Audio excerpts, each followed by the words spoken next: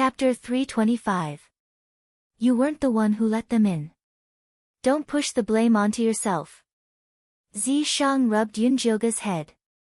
As long as this little head was fine, nothing else mattered to him. You're not a good person either. Yunjioga glared at him. Of all the demons and ghosts, demons were indeed the worst. Just look at Zishang and you'll know. Zishang rubbed his nose and silently retreated to the side. A woman who liked to vent her anger on others was not to be trifled with. Wu, senior brother Yunjio, we don't want to die. Many of the rank 2 disciples began to cry. They had gone through so much to get here, but they had not expected that they would become nourishment for the human-faced peaches. This was too cruel. Don't worry, I won't feed you to the human-faced peaches. These low-level disciples were from the same sect as her. They had always been cultivating honestly and had never made any mistakes. They should not die here. That's not up to you to decide. A loud voice rang out from behind Yunjioga. Yunjioga turned around and saw that Wolf Fang and the Han brothers had brought the outer sect disciples over. Although the 3 of them had encountered danger after entering the pocket dimension, they had always been cautious. Thus, their losses were not too great. Basically, each of them had left behind 500 disciples. Adding up to 1,500 people, they were able to completely crush Yunjioga's group. What is the meaning of this, senior brother Han? Yunjioga looked coldly at the incoming group. Where's senior brother Su? Han Xiaoxi did not answer the question. He looked left and right and did not see Su Juanqing's figure. Could it be that he had died? That was impossible. That brat had obtained many benefits from Elder Mo Hua and he also had the Yin corpses protecting him. Even if they all died, he would not die. Senior brother Su and senior sister Bailan are behind. Yunjioga replied lightly, then asked, how does senior brother Han plan to pluck the human-faced peaches? She did not believe that the disciples behind the Han brothers would be willing to die. Hee. Han Xiaoxi glanced at Yunjioga and the rest with a malicious look. Naturally, the weaklings will go first. What he meant was that he wanted to force Yunjioga and the rest to go first, so that they could sit back and reap the benefits. Dream on. Ice Heart Lotus was enraged. Frostbone spikes burst out with Yin Qi. Little Fatty and the Lu sisters also took out their bone spears. Junior apprentice brother Bing, junior apprentice brother Jin Lin, junior apprentice brother Yunjio, and junior apprentice sister Lu, there's no need to be so angry. The weaklings I'm talking about aren't you guys. Why don't you all come over to our side? When the time comes, everyone will hand over the human-faced peaches together and the sect will split the rewards together. Han Xiaoxi chuckled, planning to split Bing Xinlian and the others up. The disciples of peak number 2 became nervous. They were afraid that Ice Lotus and senior brother Yunjio would really abandon them. Yunjioga nodded and said, senior martial brother Han is right, the weak go first. Senior brother Ninth Cloud. Ice Heart Lotus widened her eyes in disbelief. She could not believe that the person she admired would be so heartless. Yunjioga ignored him and continued to speak to Han Xiaoxi, so, you guys go first. What? Han Xiaoxi thought he had misheard. Didn't you say that weaklings go first? Yunjioga raised his eyebrows and glanced at him with disdain. Then why don't you hurry up and go in to pick the peaches? Before Han Xiaoxi could regain his senses, the disciples of peak number 2 were already cheering. Ice Heart Lotus and Little Fatty even pointed their middle fingers at Han Xiaoxi excitedly, coward, weakling, you guys go first. I say, junior brother Ninth Cloud, are you blind or did a donkey kick you in the head? Can't you tell who's the weak one? Han Xiaoxi was so angry that he laughed. Ignoring the strength of the 2 brothers and Wolf Fang, the disciples behind them had all been eliminated through several dangerous situations. Even the weakest among them was Qi Refinement Level 3 and their battle abilities were very strong. Although there were more than 700 disciples on peak number 2, more than half of them were stage 2 disciples. How could they fight against them? Of course, Yunjioga was not kicked by a donkey. At that moment, Zi Shang was squatting on a tree not far from Wolf Fang and the Han brothers. With a single command from her, she could chop off their heads and feed them peaches. However, Yun Jilga did not want to do that. She took out her bone spear and said to the Han brothers, "We'll know who's stronger after a battle." "Alright, then let us fight you." Han Xiaodong jumped out first. 2 against 1. "Aren't you too shameless?" Ice Heart Lotus said angrily. "We brothers have always fought together. If you're afraid of death, just admit defeat." Although Han Xiaodong looked like a butcher, he was actually very cunning and never underestimated his enemies. No matter who he faced, he would fight together with his brothers. "Senior brother Ninth Cloud, I'll fight with you." Ice Heart Lotus pulled out her bone spear, looking full of fighting spirit. "There's no need. Stand down." Yun Jilga had her own reasons for challenging the Han brothers. She was not acting on impulse. "Junior brother Ninth Cloud, you have guts." Han Xiaodong gave a thumbs up. Before he finished his sentence, a bone spear that looked like a dog-beating stick smashed towards her face. Han Xiaoxi also took out his bone spear to seal off Yun Jilga's path. The two brothers attacked without even saying a word. They were extremely despicable. If it were anyone else, they would have fallen for it. Thankfully, Yun Jilga was prepared. With a wave of her psychedelic bone spear, a black mist instantly spread and covered her figure. The Han brothers immediately became cautious when their attacks missed. They immediately recalled their bone spears and carefully examined the black mist in front of them. "Zi Shang, come in." Yun Jilga silently called out to the mark. "What's the matter?" Zi Shang jumped into the black mist from the tree. "When I attack later, help me hold the Han brothers in place. However, don't let them notice anything amiss." Yun Jilga did not have time to waste with the two brothers. She had to strike them with one strike and completely scare them. However, she could not do it with her current strength. She could only ask Zi Shang for help. "Where's the reward?" Yun Jilga had not asked him for help in a long time. He would be a fool if he did not seize the opportunity to ask for the reward. "For you." Yun Jilga generously wrapped her arms around Zi Shang's neck and kissed him on tiptoe. Zi Shang's left hand embraced her waist and deepened the kiss while his right hand groped her body. The Han brothers never expected their opponent to be in the mood to hide in the black mist and kiss in such a tense battle atmosphere. Furthermore, his actions were getting more and more erotic. "Xiaoxi, why don't we force our way in?" Han Xiaodong looked at the calm black mist solemnly. The bone spear in his hand shone with a cold light. Back when he and his younger brother wandered about, they were chased by people and dogs. They had suffered countless hardships, so when he was refining his bone spear, he subconsciously refined a dog-beating stick. "Let's go." Han Xiaoxi nodded without hesitation. Chapter 326. The Han brothers were tough. No matter what kind of strong opponent they faced, they would always attack, and attack. Not to mention that their current opponent was only an outer disciple at the third stage of Qi disciple. If they still cowered like this, wouldn't they be a laughing stock? The two brothers raised their bone spikes at the same time and attacked the black mist one after the other. Inside the black mist, Yun Jilga was dizzy from Zi Shang's kisses and was desperately trying to push his chest away. This guy was really insatiable. She just wanted to kiss him once, and he actually stuck his tongue in. Now, he was still hugging her tightly and wouldn't let go. Now that the Han brothers were here, what did he want? Zi Shang was addicted to kissing her and couldn't bear to let her go. His left hand tightened and his right hand waved casually.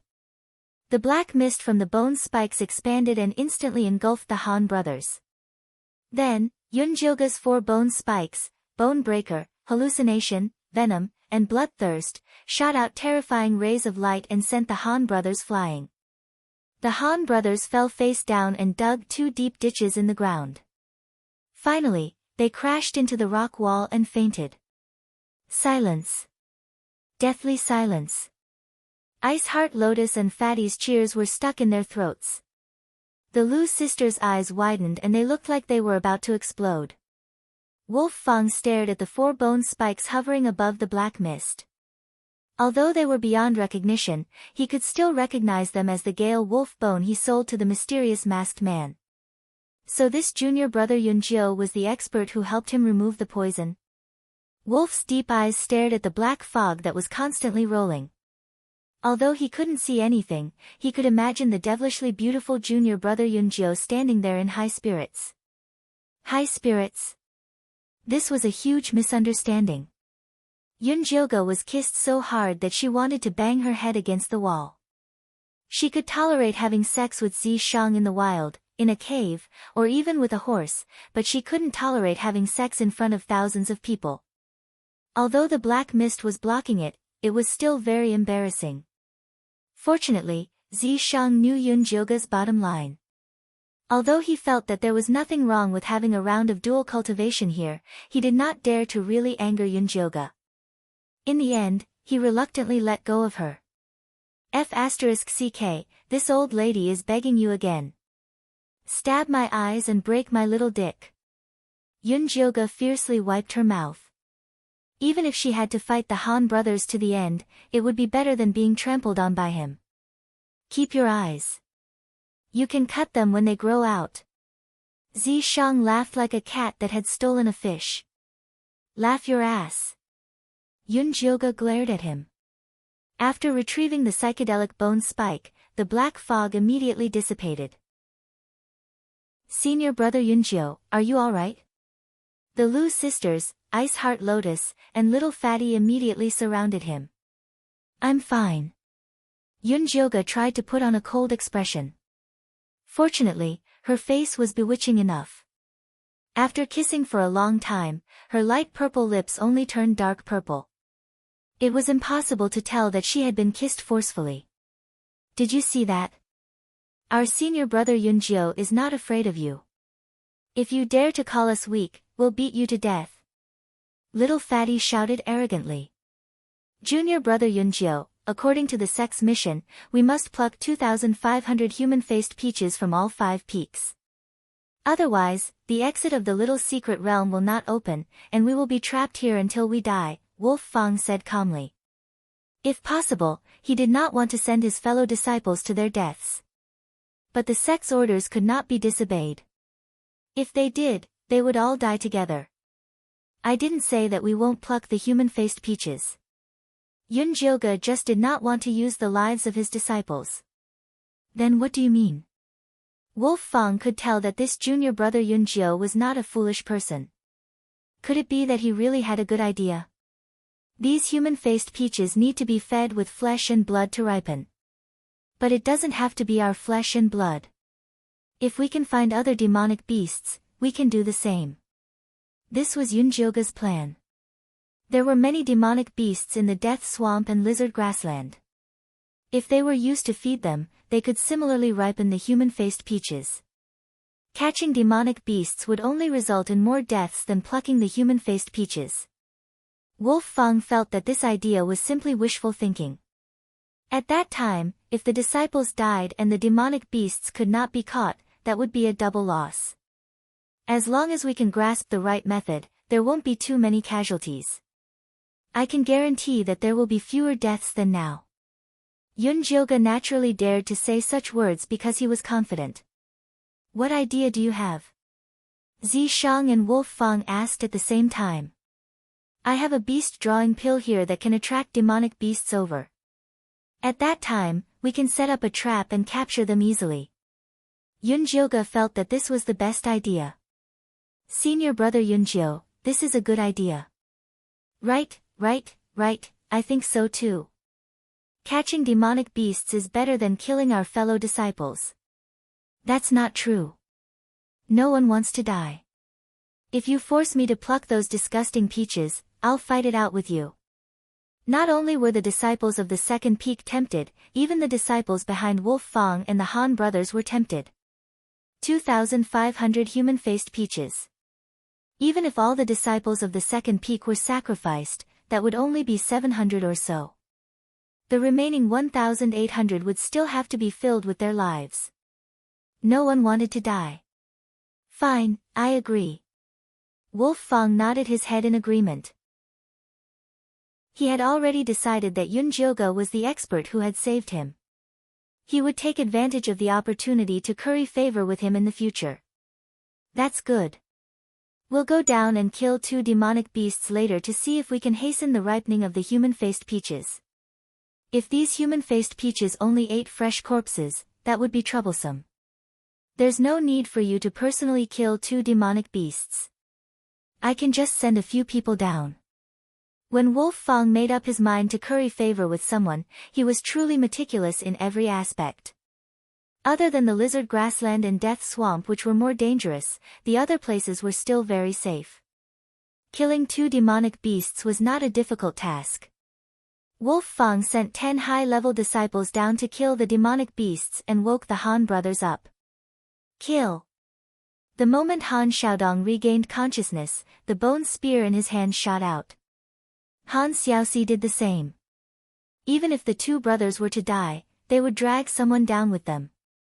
Wolf Fang nimbly dodged their attacks and sent a kick over. Wake up, everything's fine now. Everything's fine now. Han Xiaoxi opened his eyes and saw that Yun Jioge was still standing not far away. He immediately jumped up in alarm. Junior apprentice brother Yun Jio has a beast drawing pill. He said that it would be more convenient to catch demonic beasts to feed the human-faced peaches. Wolf Fang briefly explained the situation. So that's how it is. What a great idea. Han Xiaoxi's expression immediately changed as he praised Yun Jio vigorously. After being sent flying by Yun Jioge, they had already listed him as someone they could not afford to provoke. They immediately lowered their pride and tried to curry favor with him. Moreover, they also felt that this method was the best. This time, more than half of the disciples from the various peaks had died in the secret realm. It would not be easy to gather 2,500 human-faced peaches. After all, no one wanted to die. At that time, there would be a chaotic battle. If they could really use demonic beasts to feed the human-faced peaches, it would save them a lot of trouble. Just as everyone was talking, the disciples who had gone out to look for demonic beasts returned with 2 armored crocodiles.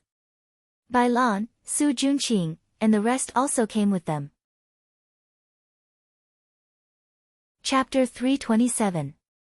Junior brother Yun Jio is truly capable to think of such a good idea. Bai Lan was beginning to admire this junior brother Yun Jio more and more. Not only was he extraordinarily handsome, he was also extraordinarily intelligent and had a high cultivation base. He was definitely the #1 choice for a Dao companion. Bai Lan, who had only ever played with Yun Jio for one night, was actually tempted to become Dao companions with him. Su Junqing could vaguely sense Bai Lan's thoughts. His jealousy intensified, and his desire to kill intensified. Yi Yunji seemed to have sensed his thoughts, and a sharp glint flashed across her empty eyes. Cut the crap, hurry up and give it a try. The Han brothers hurriedly called for the disciples to bring the carcasses of the armored crocodiles over, and then placed them before Yun Jio fawningly. Junior brother Yun Jio, I'll have to trouble you. Yun Jio did not decline. She drew a line on the carcasses of the 2 armored crocodiles before throwing them into the peach forest. Then, she directed the bone spears to cut off the peaches from the 2 children's heads and let them land on the carcass. The eyes of the 2 children immediately turned bloodshot, and they pounced towards the smell of blood, sucking the carcass dry in an instant. Finally, they closed their eyes and matured peacefully.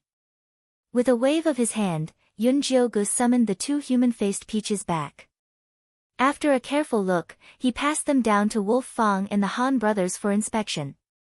It works. Wolf Fang confirmed that the carcasses could also mature the human-faced peaches. The Han brothers nodded in agreement.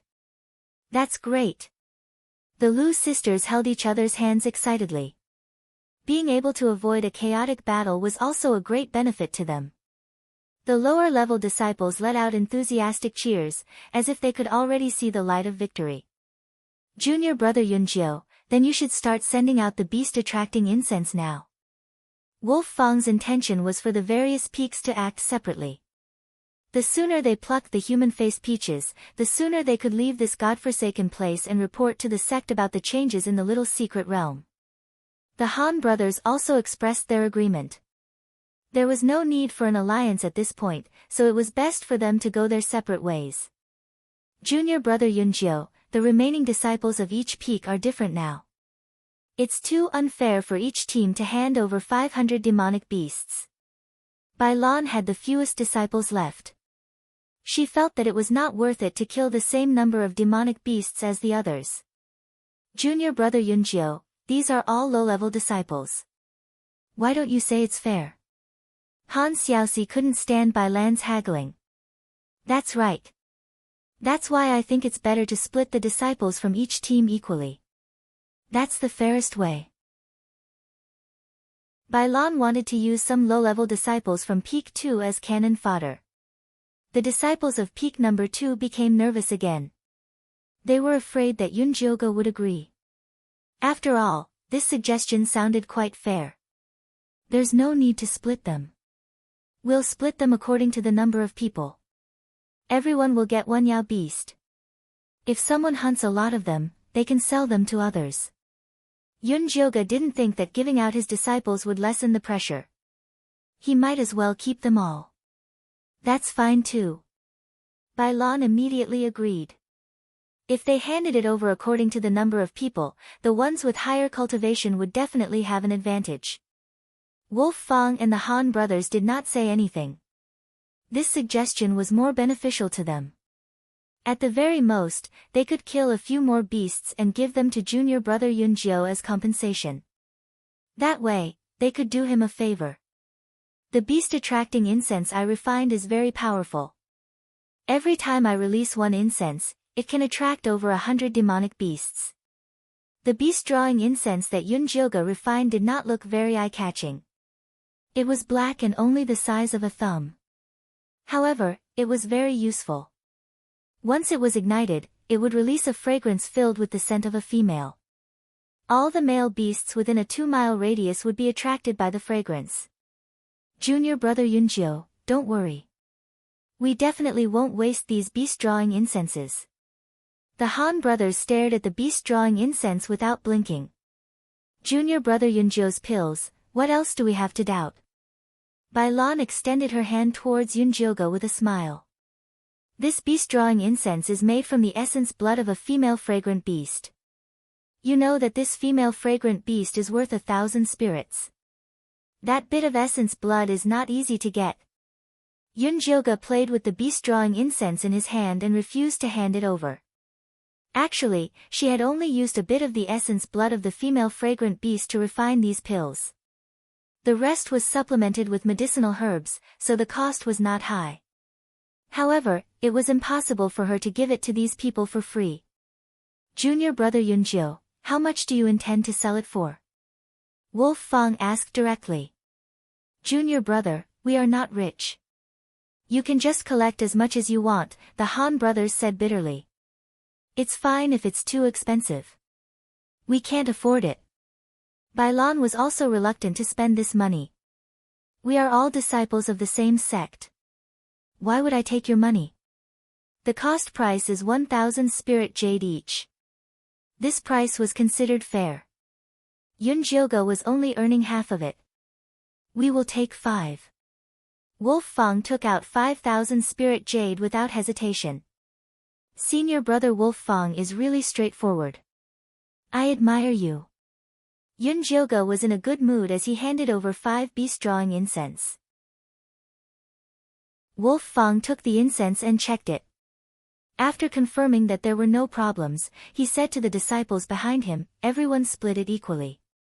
100 spirit jade per person. At this moment, there were more than 500 disciples left on Peak 1. Wolf Fang could still earn some hard work if each of them were to pay 100 spirit jade. 100 spirit jade was not expensive. These disciples were all convinced. The Han brothers and Bai Lan followed suit and each bought 3 beast-drawing incense from Yunjiu. Then, they each took 100 spirit jade from their subordinates. On Peak 2, Little Fatty had already taken the initiative to help Yunjioge and his disciples collect the spirit jade. Some low-level disciples who did not bring enough spirit jade would use contribution points or other materials as collateral. The atmosphere was very lively. Su Junqing naturally did not have the qualifications to take the beast-drawing incense. Everyone had already tacitly agreed that the leader of Peak 2 was Yunjioge. Su Junqing's thumbnail pierced deeply into his palm. He kept telling himself to endure. When the human-faced peaches ripened, he would definitely let these fellows know his prowess. Yi Yunji stood beside him. A sharp glint flashed in her eyes. Junior brother Yunjio, I will go to the north. Bai Lan said after keeping the spirit jade. The east was the lizard grassland, and the south was the death swamp. The west and north were much safer in comparison. I will go to the east. The evil weapons in Wolf Fang's storage bag had a suppressive effect on the blood earth dragons in the lizard grassland. Junior brother Yunjio, where are you going? Han Xiaoxi asked carefully. Although they had more people and higher cultivation, they should be going to the death swamp. But junior brother Yunjio might have other plans. I will go to the south. Yunjioge's side had more than 700 people. They needed the most demonic beasts. They did not know what the situation was like in the west. The death swamp was more abundant in demonic beasts. Moreover, with Zishang protecting them, she felt that there would not be any big problems. Zishang patted her head in approval. Good job. Although Yunjioge did not know why Zishang was so enthusiastic, he felt more at ease. Chapter 328. Junior brother Yunjio is indeed righteous. Han Xiaodong gave him a thumbs up, looking like he was impressed. However, it was unknown how much sincerity was in his words. Senior brother Han, you flatter me, Yunjioge replied plainly, then said to the crowd, let's meet here in 5 days. 5 days was enough time to kill the demon beasts. Most importantly, the mystic realm would open in 10 days, so they had to prepare in advance. All right. The people of Wolf Fang sect nodded and bade farewell. Yunjioge led the disciples of Peak No. 2 towards the east. Senior brother Yunjio, can we really kill that many demon beasts? Lu Tian'er was not confident. There were too many low-level disciples here. A few armored crocodiles could kill them all. You'll know when the time comes. There was no use in talking. Facts spoke for themselves. After Yunjioge led the people down the mountain, they began searching for a suitable place to set the trap. It has to be about 1 kilometer away from the death swamp. It's best if it's not too flat and empty. Yunjioge briefly explained the requirements of the trap. Little Fatty and Ice Heart Lotus immediately began searching. Unfortunately, the spots they found were not ideal. This is not bad. Zishang walked around and finally chose a light brown marsh. Yunjioge went over to take a look. The marsh was about half an acre wide and 1 person deep. It was diagonal to the death swamp. It was exactly 1 kilometer away and there were many weeds and rocks around it. The armored crocodiles would need to spend some effort to climb over. It was a very good spot. Let's set the trap here.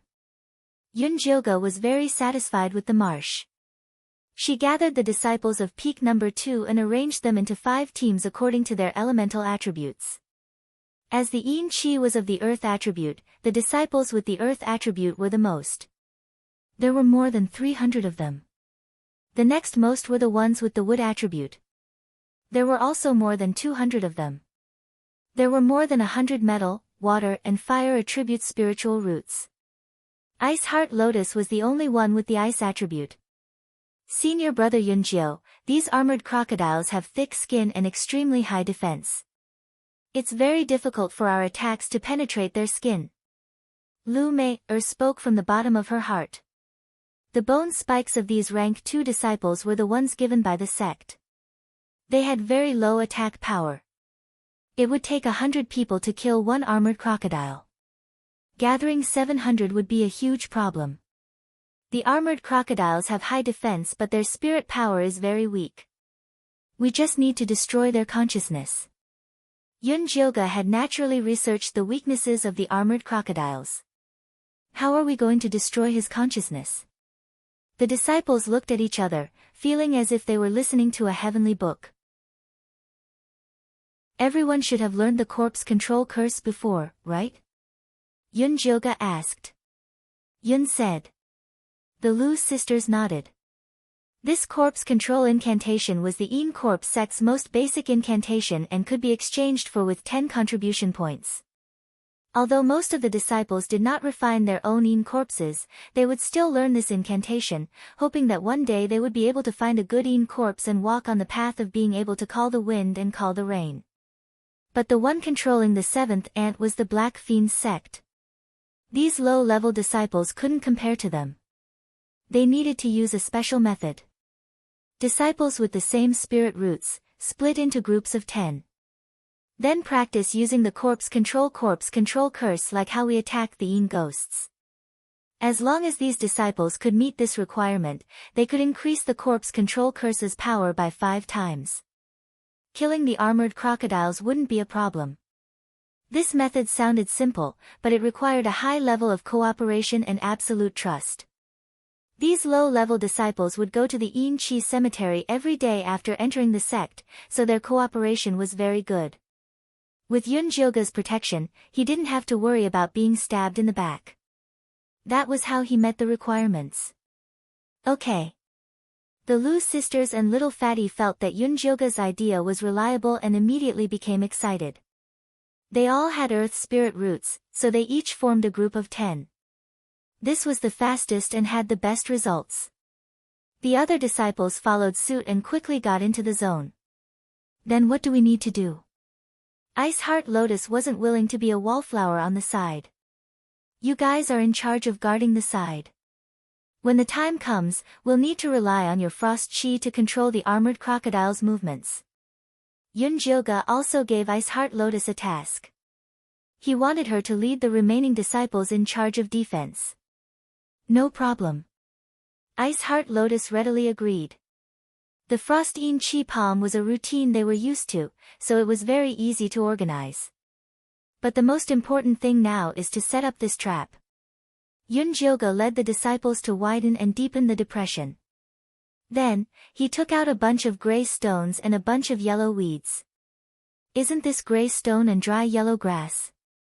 What does senior brother Yunjio plan on doing with them? Ice Heart Lotus had done some research on herbs and ores. Put some into the depression to add some ingredients to the armored crocodiles. Yun Jioga said while organizing. These 2 herbs and ores were discovered by pill masters. Unfortunately, they didn't have much use in alchemy. In the end, they were only used to glue stones together when building houses and walls for nobles. Yun Jioga got the fire spirit root disciple to melt all the gray stones. Then, he mixed it with the dry yellow grass and slowly poured it into the depression. The calm depression immediately started to bubble. The already sticky soil became even thicker and even more sticky. No matter how strong the armored crocodiles were, they wouldn't be able to climb out of the depression easily. Alright, everyone hide. I'm going to release the beast-attracting incense. Attack together when I give the order. Yun Jioga ordered. All the disciples immediately split into groups of 10 and spread out. These low-level disciples didn't have much attack power, but they were very good at hiding.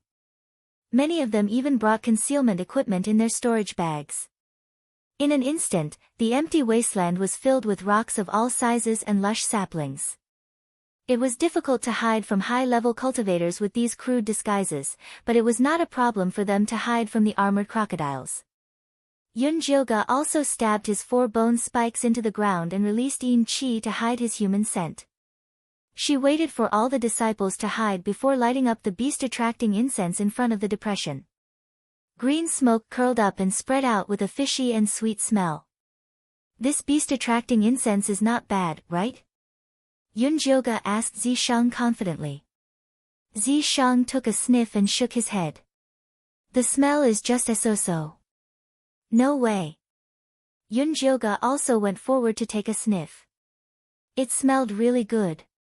Although it was her first time lighting it, in theory, it shouldn't be a problem to attract beasts.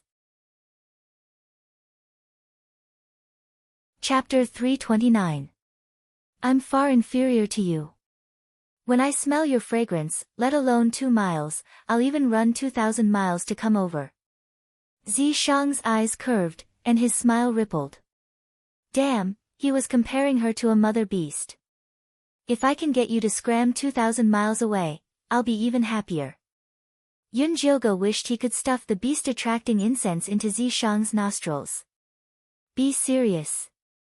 The armored crocodiles are coming. Zishang immediately changed the topic. A shadow appeared in the distance. Many armored crocodiles were ready to seek a mate. When they were close enough, Yunjioga threw the beast-attracting incense into the small depression. Those armored crocodiles that were faster than the others rushed into the small depression without any regard for their own safety. The muddy water at the front was relatively thin, but the deeper they went, the more solid it became. Soon, the armored crocodiles could no longer swim. However, the armored crocodiles behind them continued to push forward, trampling the armored crocodiles in front of them. Seeing more and more armored crocodiles appear in the small depression, the Lu sisters, Little Fatty, and the others all became nervous. Much better. Why aren't you moving?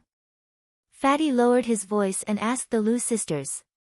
There were at least 80 armored crocodiles that had entered the marsh. Wait a little longer. Lu Tianer stared at Yunjioga's back.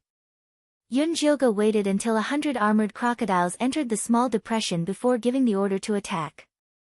The Lu sisters and Little Fatty immediately led the disciples and chanted the corpse-controlling incantation towards the small depression.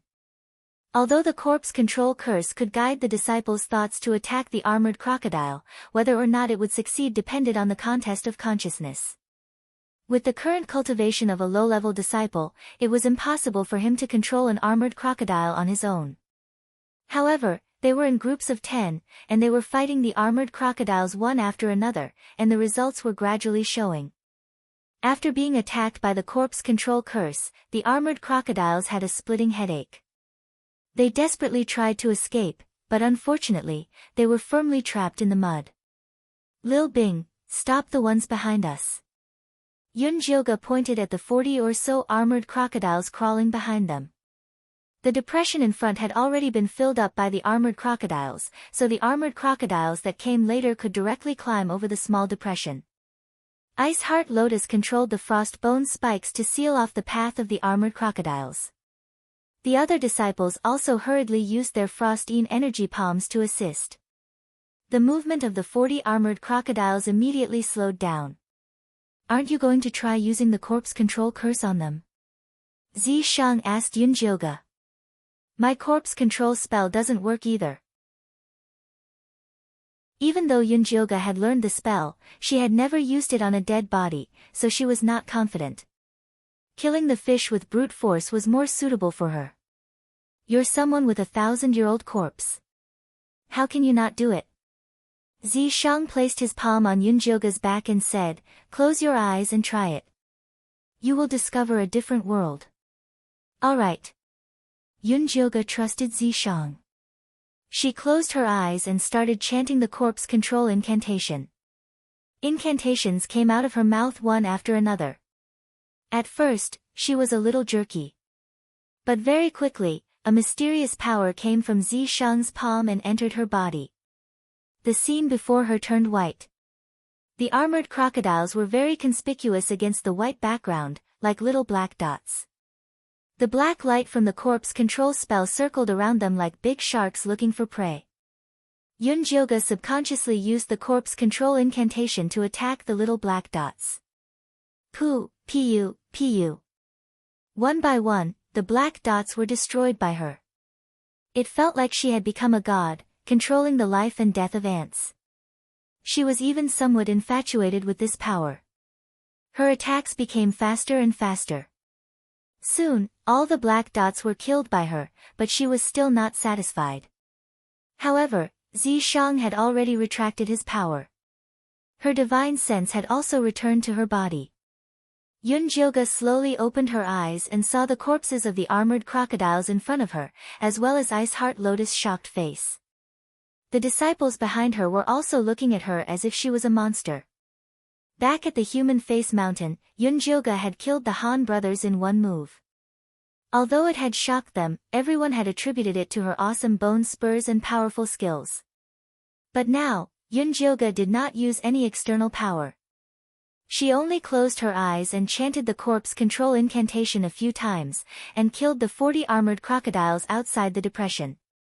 This was simply a miracle. Yunjyoga was also shocked by the scene she had created. Originally, she had only planned to use the bone spurs to attack and kill as many as she could. She really did not expect to cause such a scene. Do you see this? This is the true essence of the Een corpse sex cultivation method. If you can successfully understand it, it will become your ultimate weapon in the future. Zi Shang had put in a lot of effort. He had spent a lot of effort to lure Yunjyoga into the Een corpse sect, but she resisted the cultivation method here. She only wanted to cure the poison and leave. It was such a waste. Therefore, he deliberately used this move to shock Yunjyoga. He hoped that she could discover the true essence of the Een corpse sex cultivation method and focus on learning the Een ghost corpse control technique. I don't know what will happen in the future. I only know that if you do this, the Een corpse sect will definitely use me as a great weapon to get rid of. When Yunjyoga thought of the bloody storm that would happen next, she really wanted to beat Zi Shang to death. We'll talk about it when the time comes. Ever since Zi Shang discovered the secret of the Human Face Mountain, he changed his plan. He did not want Yunjyoga to keep a low profile anymore. He had enough of being invisible around Yunjyoga. He wanted to leave the mountain and cause trouble. He wanted to announce to everyone in the Een corpse sect that Yunjyoga was his. Alright, whatever you say. Yunjyoga did not care anymore. Even if the sky collapsed, Zi Shang would hold it up. Senior Yunjyo, what do we do with these armored crocodiles? Ice Heart Lotus walked over carefully and looked at Yunjyoga as if she was looking at a god. Just put them in a storage bag. Yunjyoga pulled himself together and said. After this batch, there were still 5 more batches. Now was not the time to relax. Ice Heart Lotus led the disciples to store the 40 or so armored crocodiles. Many of the armored crocodiles in the small depression were also killed. However, there were still many left. With the Lu sisters and Little Fatty's speed, there was still time to kill. Yunjyoga led Ice Heart Lotus and the other disciples to attack the armored crocodiles. Injuries would also weaken their soul power. They worked until the sky turned dark. The disciples of the second peak finally killed the armored crocodiles in the depression.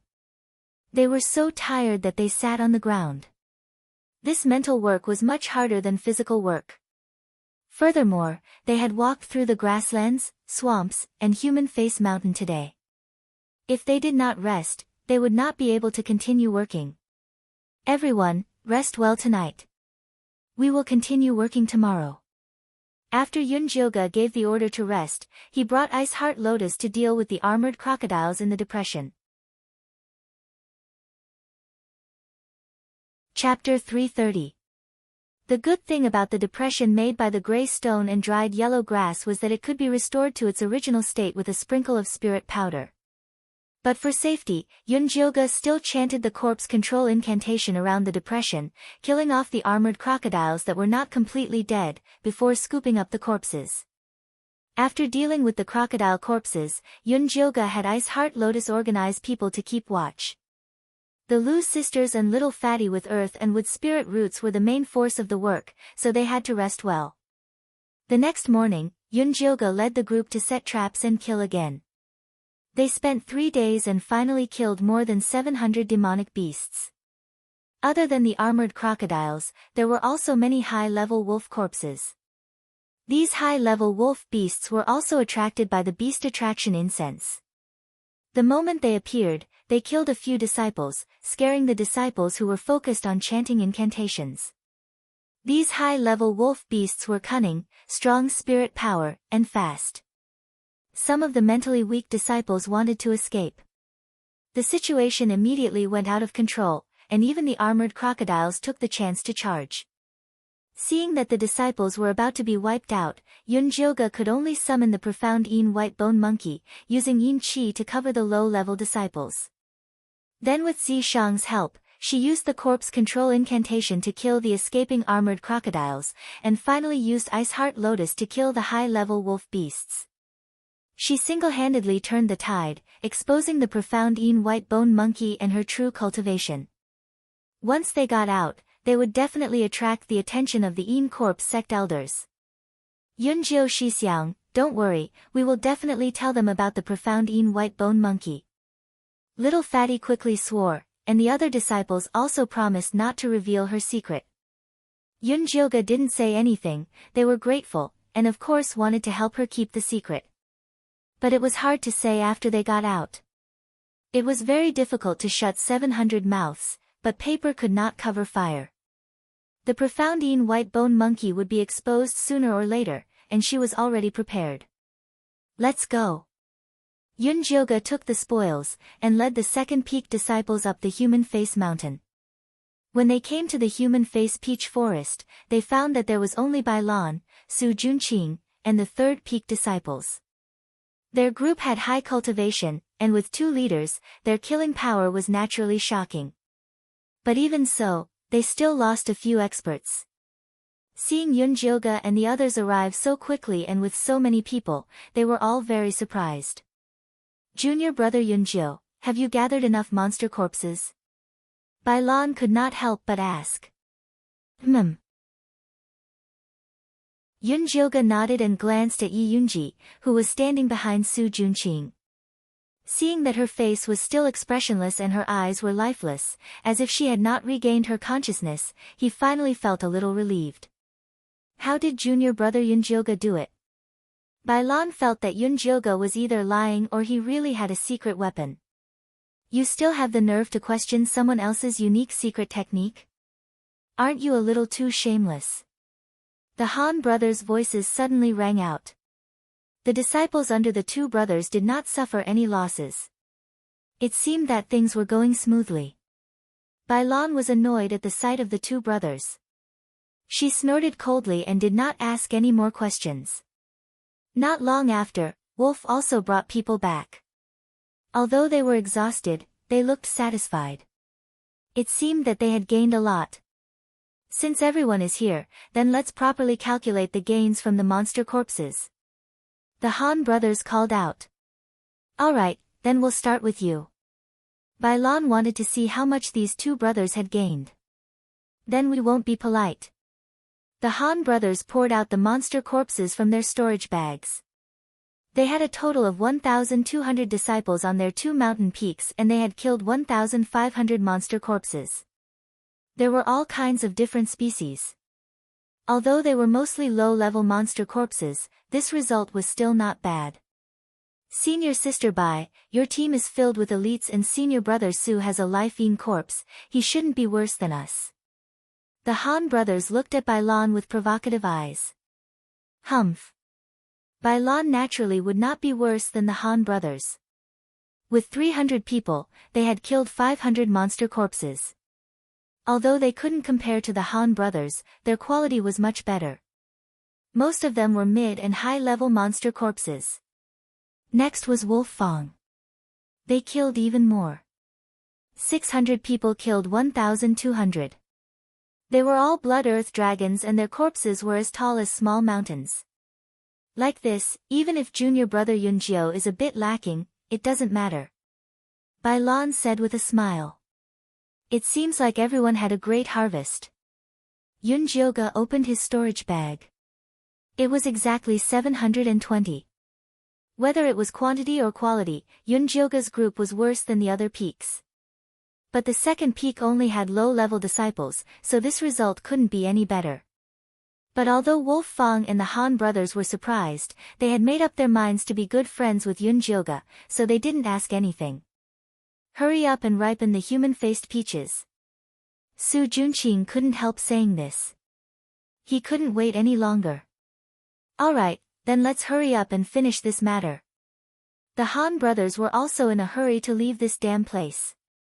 They arranged for the disciples to throw the monster corpses into the peach forest. They bumped into many human-faced peaches along the way, but they all fell to the ground and ripened after swallowing the monster corpses. The Han brothers and Bai Lan's eyes were filled with envy. They had thought that they wouldn't be able to complete the sect's mission, but they never thought that there would be this many. If they brought these human-faced peaches back, they would definitely be rewarded by the sect. Yun Jilga stood at the side, pretending to look at the peach forest, but she was actually sneaking glances at Su Junqing and Yi Yunji. She had originally planned to kill Su Junqing in the little dungeon, but Zishang had suddenly slipped away. She didn't dare to act rashly alone. Now that Zishang had finally returned, he was busy collecting the demonic beasts to ripen the human-faced peaches. Seeing that the human-faced peaches were about to ripen, it would be even more difficult to find a chance to deal with Su Junqing. Don't be anxious. Zishang saw Yun Jilga's thoughts and placed a storage bag in her hand. What is this? Yun Jilga asked curiously. A good thing that can open up the treasures. Follow me. Zishang said as he led Yun Jilga out of the peach forest. At this time, the disciples were busy throwing the monster corpses. Wolf Fang, the Han brothers, Bai Lan, and Su Junqing stared at the ripe human-faced peaches on the ground while keeping their eyes on their opponents. They were all worried that someone would snatch the peaches before them, so no one cared about Yun Jilga's whereabouts. The Lu sisters noticed that Yun Jilga had left, but they didn't say anything. Instead, they covered for her. After Zishang brought Yun Jilga out of the peach forest, they turned here and there before arriving at an empty cave. Why did you bring me here? Yun Jilga looked at Zishang warily. That beast couldn't be thinking of dual cultivating here, right? Thinking about the tree hole in the Yin Chi cemetery, it was indeed very possible. What nonsense are you thinking? Zishang stretched out his hand, wanting to touch Yun Jilga's face, but was slapped away by her. This place is not suitable for dual cultivation. You'd better give up on it. Chapter 331. Who said anything about dual cultivation? I brought you here to find treasures. Seeing Yun Jilga's face of disbelief, Zishang called out the treasure-seeking scorpion. The scorpion wiggled its fat body out of the sack on Yun Jilga's body. It asked Zishang naively, "What orders does the king have?" "Tell your master what treasures are here," Zishang said to the scorpion. "Yes." The scorpion landed on the ground and circled around the cave a few times. Finally, it said doubtfully, "How come I don't smell treasures? What else do you have to say?" Yun Jilga looked at Zishang with disdain, thinking that he had exposed his plot. "Smell again." Zishang condensed a purple light on his finger and shot out a small hole in the ground. The scorpion crawled over and immediately waved its pincers excitedly. "Treasures, it really is treasures. I was right." Zishang was very satisfied with the scorpion's performance. "Then how do we go down?" Yun Jilga's eyes lit up. It couldn't wait to find a secret passage in the cave. "Follow me." Zishang grabbed Yun Jilga's hand and stomped his foot. With a rumbling sound, a large hole appeared in the ground. Yun Jilga and Zishang fell in a straight line. The wind blew past her ears, blowing her hair into a straight line. The treasure-seeking scorpion quickly grabbed Yun Jilga's sleeve and landed safely with her. "Can you tell me in advance next time?" Yun Jilga's hair fell down, but her heart was still in her throat.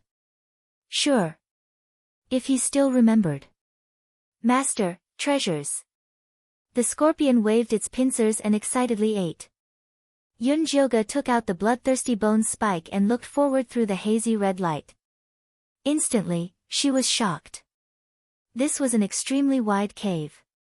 At this moment, there was a huge peach tree growing in the middle of the cave. The grayish-brown tree had a man's face on it. His facial features were deep and extremely handsome. His eyes were closed, and he looked exactly like the man in the human-faced mountain. What the hell is this? Yunjoga asked with wide eyes. This is the human-faced Peach King. Zishang looked at the peach tree and couldn't help but lick his lips. This was a very nutritious thing. The human-faced Peach King seemed to know that danger was approaching, and its branches couldn't help but sway a little. Peach King, but there are no peaches on his tree. Yunjoga looked carefully at the bare branches. There weren't even any leaves, let alone peaches. Very soon. Where's the storage pouch that I gave you earlier? Zishang asked. Yunjoga then passed the storage bag to Zishang. Zishang collapsed in front of the human-faced Peach King, and the stench of blood immediately assaulted his senses. Inside the storage bag were the corpses of demonic beasts. Blood Earth Dragon, Armored Crocodile, Tiger, Leopard, Bear, Lion, Monkey, there were all kinds of breeds, and they piled up to the height of a small hill. There were even more than what Wolf Fang, the Han brothers, and the others had killed. When did you get it? Yunjoga looked incredulous. She had been with Zishang the entire time just now, and she hadn't seen him make a move. After investigating, I found out that this guy is about to mature, so I went out for a stroll and helped him collect some food. As Zishang spoke, he spoke to the human-faced Peach King as if he was coaxing a child. Come, good child, eat quickly. The Peach King didn't open its mouth. It was obvious that if it ate all the food, it would become food. If you cooperate obediently, I can still spare your little life. Otherwise. Zishang turned hostile, and his tyrannical appearance was simply terrifying. The branch of the Peach King trembled, but it still didn't move. Zishang narrowed his gray eyes, and a savage purple light appeared in his eyes. His white fingers emitted a faint purple mist, which gradually turned into 5 long sharp blades. The Peach King's entire body trembled. In front of Zishang, it was as pitiful as a little lamb. Yunjoga originally didn't want to care about this matter, but he suddenly received a pitiful will from the Peach King. Please save me. Wait. Yunjoga's heart stirred, and he hurriedly pulled Zishang's hand. If you force it, it won't be sweet. If it isn't willing, why force it? If I want it to be sweet, it will be sweet. When Zishang became tyrannical, he was truly unreasonable. The face on the Peach King tree made an aggrieved expression, and a thin branch extended over, wanting to secretly pull on Yunjoga's sleeve. But before it could touch the person, Zishang stepped on it and snapped it. You dare to touch this sovereign's people? You're tired of living. Zishang found this Peach King to be more and more displeasing to the eye. Yunjoga, on the other hand, felt that this Peach King was quite intelligent, so he continued to persuade Zishang. In this day and age, fair trade is very important. If you want it to bear fruits for you to eat, then give it something in exchange. Only by negotiating properly could they achieve a win-win situation. When the Peach King heard Yunjoga's words, it raised one of its branches and nodded repeatedly. Fine, this sovereign will listen to your conditions. Zishang had been tyrannical for so many years, but this was the first time he saw a food that dared to bargain with him. He also wanted to see what benefits this damned peach had. Save me. The Peach King immediately transmitted a powerful will to Yunjoga. Yunjoga's mind buzzed, and the scene before his eyes changed. It was still a dark, wide cave, but the human-faced Peach King in front of him was a short tree. On it was the face of a young and adorable boy. It was the spiritual energy source of this small secret realm, and it had spent countless lonely years in this cave. One day, it tried to stretch out its branches and grow upwards, then spread its branches and leaves all over the barren mountain peak. The branches and leaves slowly grew, turning into a lush peach garden. The human-faced peaches there all had the faces of beautiful boys, and they looked at the strange yet beautiful world in front of them with large, confused eyes. Until one day, this small secret realm was discovered by a group of humans. They were greedy and vicious. They attacked its branches, and even wanted to find its source and take it away. In a fit of rage, it attacked them, killing many of them. Because it had used up a lot of spiritual energy, it subconsciously absorbed the corpses as nutrients. Very soon, some of the peaches fell to the ground after absorbing too much nutrients, and were taken away by the humans. From then on, a nightmare descended. Every year, thousands of humans would come to attack it. After it retaliated, it absorbed the corpses to increase its nutrients, and then the ripe peaches were taken away. Just like that, the humans used it as a flesh and blood medium, feeding it with human lives, and then taking away its fruits. Day after day, after its branches absorbed large amounts of blood chi, it also became greedy and vicious, affecting its source. It was forced to grow quickly, and the day it matured would be the day it and this small secret realm would be destroyed. It wanted to escape this tragic fate, and continue to protect this small secret realm as it grew. Yunjilga could feel the pain of the human-faced Peach King, and she couldn't help but shed tears for it. At this time, she faintly heard Zishang's call, and she slowly opened her eyes. Chapter 332. Jilga, are you alright? Zishang looked at Yunjilga nervously. Not far away, the pitiful human-faced Peach King had already had all its branches chopped off by the enraged Zishang. All that was left was a bare trunk. The handsome man's face was scrunched up, looking incomparably miserable. That despicable Peach King dared to plot against you. Just wait for me to kill him for you. Ever since Yunjilga had almost lost her life because of Si Yuyue, Zishang had become extremely sensitive to such things. He would not let go of anything that could harm Yunjilga. Don't, it's actually very pitiful. Yunjilga hurriedly pulled Zishang's hand. The pitiful Peach King was originally innocent and naive. As long as it continued to grow in this small secret realm, it would transform into a human form and obtain great abilities. Later, it was fed into a bloody peach by the Een Corpse sect. When it matured, it would become the king of slaughter and destroy the entire small secret realm. I don't care if it dies. Even if this small secret realm was destroyed, he could still bring Yunjilga away. There are so many Een Corpse sect disciples up there. If they all die and only I survive, how can I stay in the Een Corpse sect? Yunjilga knew that Zishang really wanted her to learn the Een Corpse bone-controlling technique. He would not want her to give up halfway. As expected, Zishang hesitated, then reluctantly said, "Fine, tell him that as long as he gives the Jasper Spirit Peach to me, I can help him separate the bloody evil energy." "What method do you have?" Yunjilga asked. "It won't be dangerous, right? You don't have to worry about that." This was a long story, and Zishang was too lazy to explain it. "Fine." Yunjilga gave up and turned to the human-faced Peach King. "Peach King, you heard it too. He is willing to help you separate the bloody evil energy in exchange for your peaches." Why did it sound a little strange to say such words to a handsome man's face? The human-faced Peach King twisted its brown vine and transmitted a clear consciousness. "I don't trust him, I trust you. I can't help you separate the bloody evil energy." Yunjilga knew that the human-faced Peach King wanted her to be his guarantor, but she did not want to do such a troublesome thing with no benefits. "This is for you." The human-faced Peach King's brown vine retracted back into the tree trunk and dug around.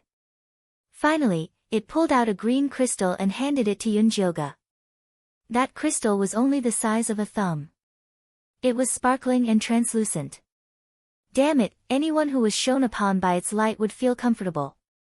Yunjilga instinctively felt that eating this crystal would be beneficial to her, so she couldn't help but look at Zishang. "This is a wood spirit. After eating it, you'll be able to communicate with all the plants in the world." Although Zishang was not happy with the human-faced Peach King's actions of currying favor with Yunjilga, he had to admit that this wood spirit was very beneficial to Yunjilga. "I didn't do anything to deserve it." Yunjilga was in a difficult position. Zishang was the one who did all the work, so she was too embarrassed to accept it. "All that matters is that I have contributed." Zishang took the wood spirit and stuffed it into Yunjilga's mouth. Yunjoga felt the wood spirit melt in her mouth and a powerful aura filled with vitality wrapped around her body. Then, two small tender leaves that looked like bean sprouts appeared on her arm. The veins on these two leaves were clear, and they were filled with wood spirit energy. Yunjoga discovered that after these two tender leaves grew out, her lightning spirit root had gained a wood spirit root, becoming a wood lightning spirit root. The human-faced Peach King was very happy to see Yunjoga's leaves. Many brown branches grew out of the bare tree trunk and pierced through the demonic beast corpses on the ground. The mountainous demonic beast corpses disappeared rapidly. The Peach King's grayish-brown skin was also gradually dyed with a layer of blood. Its handsome and perfect face became clearer and clearer, exuding a dense demonic aura. Yunjoga thought of those savage human-faced peaches in the peach forest and immediately retreated 2 steps in alarm. It won't go berserk and kill people, right? How can it be called the Peach King if it doesn't kill people? You'd better stay away from it. Zishang shielded Yunjoga behind him. Joga, even if I go berserk, I won't hurt you. A gentle male voice rang out in Yunjoga's mind. It was the human-faced Peach King's voice. Previously, it could only communicate with Yunjoga through its consciousness. But now, it could speak directly through the wood spirit. Although Yunjoga believed that the human-faced Peach King wouldn't hurt her, her heart still trembled when she saw its terrifying appearance. There's still some time before it matures. Didn't you want to take care of Su Junqing? Let's go find him. Zishang grabbed Yunjoga's hand and brought her back to the ground in a flash. At this time, the ground was already in chaos. The sinister-looking human-faced peaches suddenly landed on the ground and devoured the demonic beast corpses. Then, they ran to attack the Yin Corpse sect disciples. Although Wolf Fang, Bailan, Su Junqing, the Han brothers, and the others tried their best to resist, there were still quite a few disciples who fell. On the other hand, the Lu sisters, Ice Heart Lotus, and Little Fatty had been practicing their defense all this time. They huddled together and used their frigid Yin Chi palms to help Ice Heart Lotus condense an ice wall, barely blocking the human-faced Peach's frenzied attacks. Everyone, come over here. Seeing this, Yunjoga immediately took out her 4 bone spikes. The bewildering mist bone spike spat out a cloud of black mist, but there were green lines flashing within. The human-faced peaches seemed to recognize her, and all avoided the black mist. Senior brother Yunjio is here. Everyone, come quickly. The Lu sisters called out. Ice Heart Lotus immediately led the disciples and retreated towards Yunjoga in an orderly manner. Seeing this, Bailan and the disciples of the 3rd peak also flocked towards Yunjoga. Yunjoga's black mist could not protect so many people. But even if he told Bailan, she would not listen. He had to think of a way. Wolf Fang, come over and help me erect the ice wall. Yunjoga still felt that Wolf Fang was the most pleasing to the eye, so he decided to help him. Alright. Wolf Fang immediately led the disciples to unleash a frigid Yin Chi palm, erecting a thick ice wall on Yunjoga's left. Yunjoga then pushed a bit of his black mist over, helping them erect their defenses. The Han brothers also followed suit, and led the disciples to erect an ice wall on Yunjoga's right. If Bailan wanted to get close to Yunjoga, she would have to get past them first. She wisely gave up on fighting for a spot, and led the disciples to erect an ice wall as well. Yunjoga treated everyone equally, and also sent some black mist over to her side. The human-faced peaches were blocked by the black mist, unable to devour the people of the Yin Corpse sect. In the end, they actually started killing each other. When all the human-faced peaches had ripened, a thick blood-red vine suddenly burst out of the ground, shooting up into the sky. The ripe human-faced peaches seemed to have heard the summons of the gods, and immediately flew towards the red vine like moths to a flame. Peaches! Su Junqing panicked. He took out his triflower bone spike and caught a few human-faced peaches. Hurry up and catch those peaches! Bailan shouted. Without enough human-faced peaches, the little secret realm would not be able to open. It was useless even if they managed to avoid this. Chapter 333. Go! Wolf Fang and the rest immediately withdrew their defenses and flew towards the human-faced peaches. Wolf Fang and the rest fought desperately for the human-faced peaches, stuffing them into their own storage pouches. But the human-faced peaches seemed to have gone mad. Even if they were cut into pieces, they would still charge towards the blood-red vines.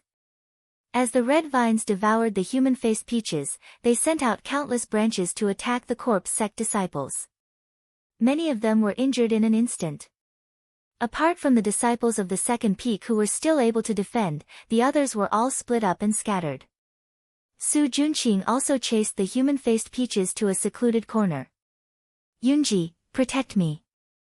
After giving the order, Su Junqing grabbed the human-faced peaches with all his might and stuffed them into his storage pouch under Yi Yunji's cover. He looked like he would rather die for the peaches. Can we do it now? Yun Jioge asked Zishang from the side. Her bone spikes were already thirsty. There's no need for you to do it. Zishang shook his head. We agreed to let me take revenge personally. Yun Jioge frowned. She would not be satisfied until she killed this scum with her own hands. There's someone who hates him more than you. Zishang raised his chin, indicating for her to watch Yi Yunji. Didn't you say that she was controlled by Su Junqing and could not resist? Yun Jioge asked doubtfully. We just need to get rid of the corpse-controlling curse on her. This was a good opportunity to let Yun Jioge know how important it was to control the corpse-controlling curse. How? Yun Jioge immediately got excited. Get Yi Yunji over first. Zishang stomped his foot, and a huge crack appeared in the ground under Su Junqing's feet. Yunji, save me. Su Junqing screamed and fell down in a straight line. Yi Yunji was just about to carry out Su Junqing's order when she was grabbed by a huge purple hand made of spiritual energy. With a whoosh, she was pulled in front of Yun Jioge. Yun Jioge had already taken out a small knife and was ready. The moment she saw Yi Yunji, she cut her right arm, revealing the treasure map. Yi Yunji stopped moving, and exhaled a mouthful of cold air. Then, her eyes began to rotate violently. Yi Yunji, this is me, Yi Yu's friend. Yun Jioge waved his hand in front of her. Yi Yu, Yi Yu. Yi Yunji muttered twice, as if she had recovered some of her memories. But very quickly, her face turned ferocious, and her red lips spat out 3 fierce words. Kill, kill, kill. It's useless. Yun Jioge was a bit disappointed. Yi Yunji was still driven by her obsession. How could she take revenge? You need to remove the corpse control curse from her. Zishang placed his palm on Yun Jioge's back and said, Open your eyes and take a look. Yun Jioge forcefully closed his eyes. He waited until a stream of hot air flashed between his brows before he slowly opened his eyes. Yi Yunji had already turned gray in front of her, and a blood-red chain was very obvious on her chest. That's the corpse control curse that Su Junqing made for her. Zishang's voice rang in Yun Jioge's ears. He's only controlling her heart now, but when he advances in the future, he'll even control her heart, liver, spleen, stomach, and kidneys. She'll never be able to escape. What can I do to remove it?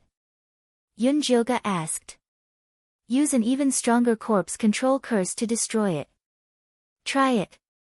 Zishang's palm on Yun Jioge's back began to heat up. That was a sign that he was increasing his strength. Yun Jioge only felt a violent force spreading from the center of her eyebrows, causing her body to heat up. Her mind went blank, and her mouth involuntarily chanted the corpse control curse. At first, it was Yin Corpse Sect, but as she chanted it, it changed. An extremely cryptic incantation, so distant that it seemed to have come from the primordial wilderness. When Zishang heard this incantation, he was instantly shocked and looked at Yun Jioge in disbelief. There seemed to be a flame burning between her brows, and the phoenix feather flower was as dazzling as a phoenix that had ascended to nirvana. Red patterns spread from her forehead down. The bewitching face that had been deeply poisoned slowly faded. Her face was as white as jade, like a snowy mountain that was sealed in ice. Her black eyes were emotionless, like profound iron that had been buried for thousands of years. The color of her lips was extremely light, as if she had abandoned all emotions and desires, leaving only holiness. The cryptic incantation came out of her mouth, turning into an ancient and mysterious holy light that instantly shattered the chains on Yi Yunji's chest. Zi Shang stared at the completely different Yunjioge. After 10,000 years, he finally saw his lover again. Zi Shang stretched out his trembling hands, wanting to touch Yunjioge's beautiful, holy, bewitching, and mysterious face. But before he could touch it, the red patterns retreated back into Yunjioge's forehead like a tide. In the next moment, Yunjioge opened her eyes. They were as black as ink, clear and nimble. "How is it, have you removed the corpse control curse?" Yunjioge asked impatiently. She didn't notice that she had changed into a completely different person, and almost destroyed Zi Shang. Zi Shang looked at Yunjioge, who had returned to her original appearance, and felt an indescribable sorrow and sadness in his heart, so he withdrew his hand. "What's wrong with you?" Yunjioge was confused. Zi Shang's eyes were so sorrowful just now, and she felt so unfamiliar. "It's nothing, her corpse control curse has been removed." "Call her again." Zi Shang quickly adjusted his expression, and returned to his original appearance. Yunjioge didn't suspect anything, and immediately turned to Yi Yunji and shouted, "Yi Yunji." Yi Yunji's tightly shut black eyes suddenly opened, and her pupils shone with the painful light of awakening. She recalled everything that had happened in her life, and there seemed to be thousands of words in her heart, love, hate, and hatred, but they were stuck in her chest, unable to be spoken. In the end, they only turned into extremely shrill cries. "Ah!" The shrill cries of pain pierced through the sky, as if releasing all the pain and suffering she had gone through. The blood-red vines felt the negative energy, and waved their branches even more wildly. The violent sound spread from the human face mountain to the entire small mystic realm, as if the entire world was trembling. Wolf Fang and the rest were all jolted to the ground, and could only use the bone spikes to stabilize their bodies. "Su Junqing, quickly release your corpses to collect the human-faced peaches." Bai Lan wanted to find help, but found that Su Junqing had already disappeared. At this time, Su Junqing had just fallen into the pitch-black cave, and the demonic flower bone spike was already circling around him. He cautiously climbed up from the ground, and immediately released a fireball to illuminate the surroundings. Very quickly, he discovered the human-faced Peach King in the middle of the cave. That handsome and perfect face was completely red, and there was an enchanting peach fragrance coming from its body. That was a sign that it was about to ripen. Su Junqing instantly revealed a look of wild joy. Before entering the small mystic realm, he had looked up a lot of information about the human-faced peach, so he was very clear about the appearance of the human-faced Peach King. The peach tree in front of him that looked exactly like the human face mountain was undoubtedly the human-faced Peach King. Chapter 334. The heavens really are looking after me. Su Junqing let out a proud laugh. Once he picked this human-faced Peach King, not only would he be able to evolve Yi Yunji, he could also save some for his next corpse. This was killing two birds with one stone. The human-faced Peach King could feel a disgusting fishy smell coming from the person in front of it, just like those greedy humans. It waved its red vines at Su Junqing without any hesitation. Su Junqing immediately summoned the demonic flower bone thorn. Dark green flowers flew out, one protecting his head and the other two attacking the Peach King. The demonic flower bone thorn's strongest ability was to suck blood, but the Peach King did not have a single drop of blood on it. The two dark green flowers only managed to cut off a few branches of the Peach King before they were entangled by its vines. Su Junqing immediately became nervous. His bewitching technique could only be used on humans, it had no effect on the Peach King. If the demonic flower bone thorn was entangled, he would be useless. It would be great if Yi Yunji was here. Su Junqing immediately summoned Yi Yunji. He did not even think about how Yi Yunji could come in from 100 feet underground. It was a pity that his summons was useless. Yi Yunji had already lost contact with him. Su Juanqing's expression changed. Could Yi Yunji have been killed? That was impossible. He was about to summon again when a blood-red vine flew up from the ground and bound his feet. Following that, another blood-red vine turned into a sharp sword that stabbed at his chest. With a ping sound.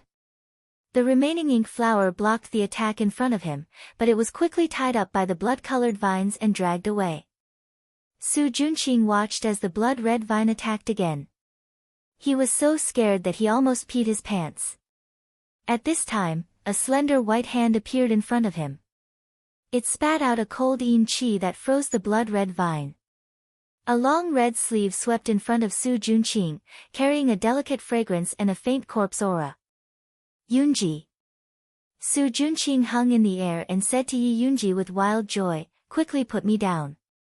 Yi Yunji did not move, her deep eyes just looked at him. Su Juanqing hung upside down on the tree in a very sorry state. His hair was a mess and his facial features were a bit distorted.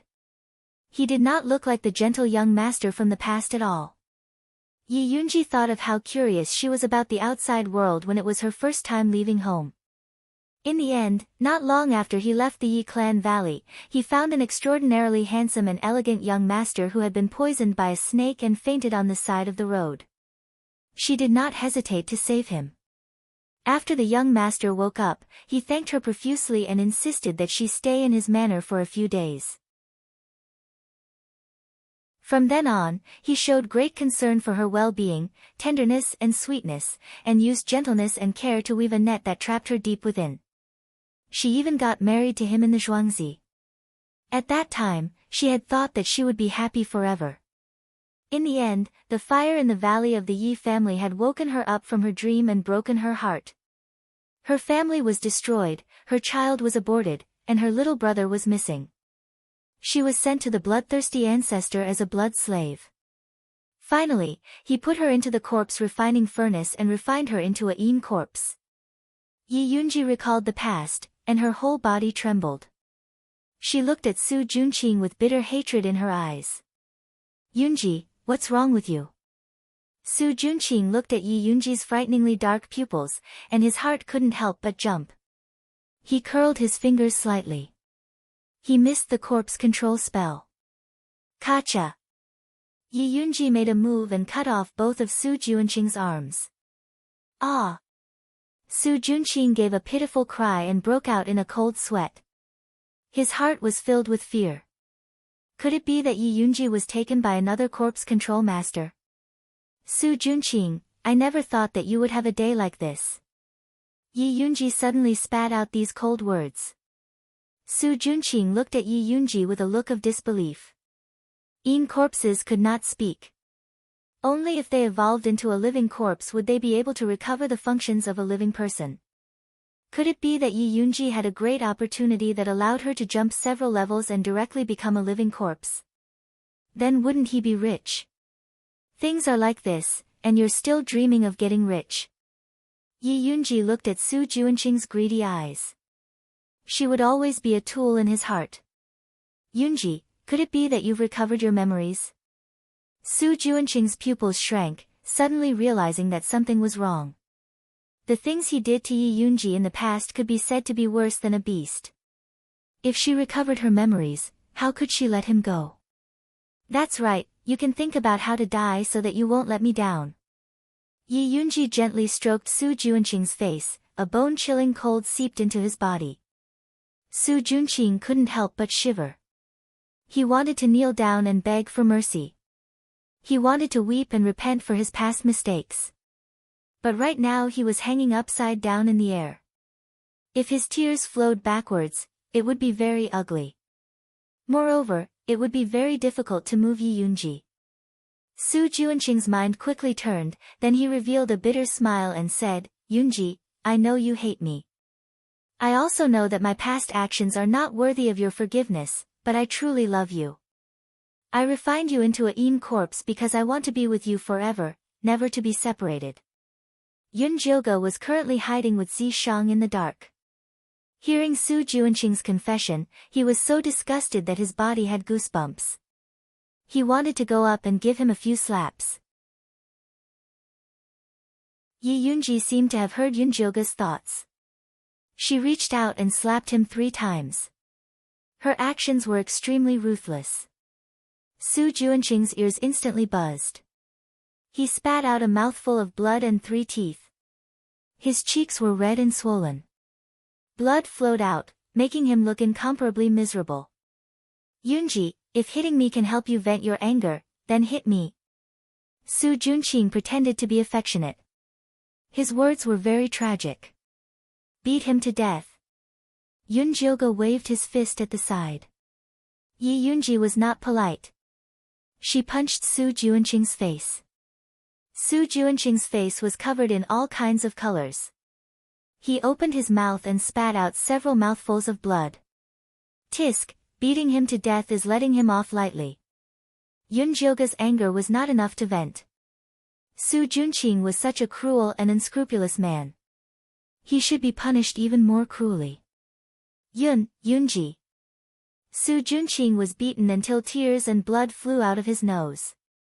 He was in so much pain that he couldn't even speak. But he knew that Yi Yunji had always been soft-hearted. The more he acted pitifully, the more likely he would be to ask for her forgiveness. So he forced himself to say, I know you want to kill me. I don't blame you because I deserve it. I just want you to eat me. Don't leave even my bones behind. That way, I can be with you forever. When Yi Yunji heard Su Juanqing's words, her body trembled and she stopped.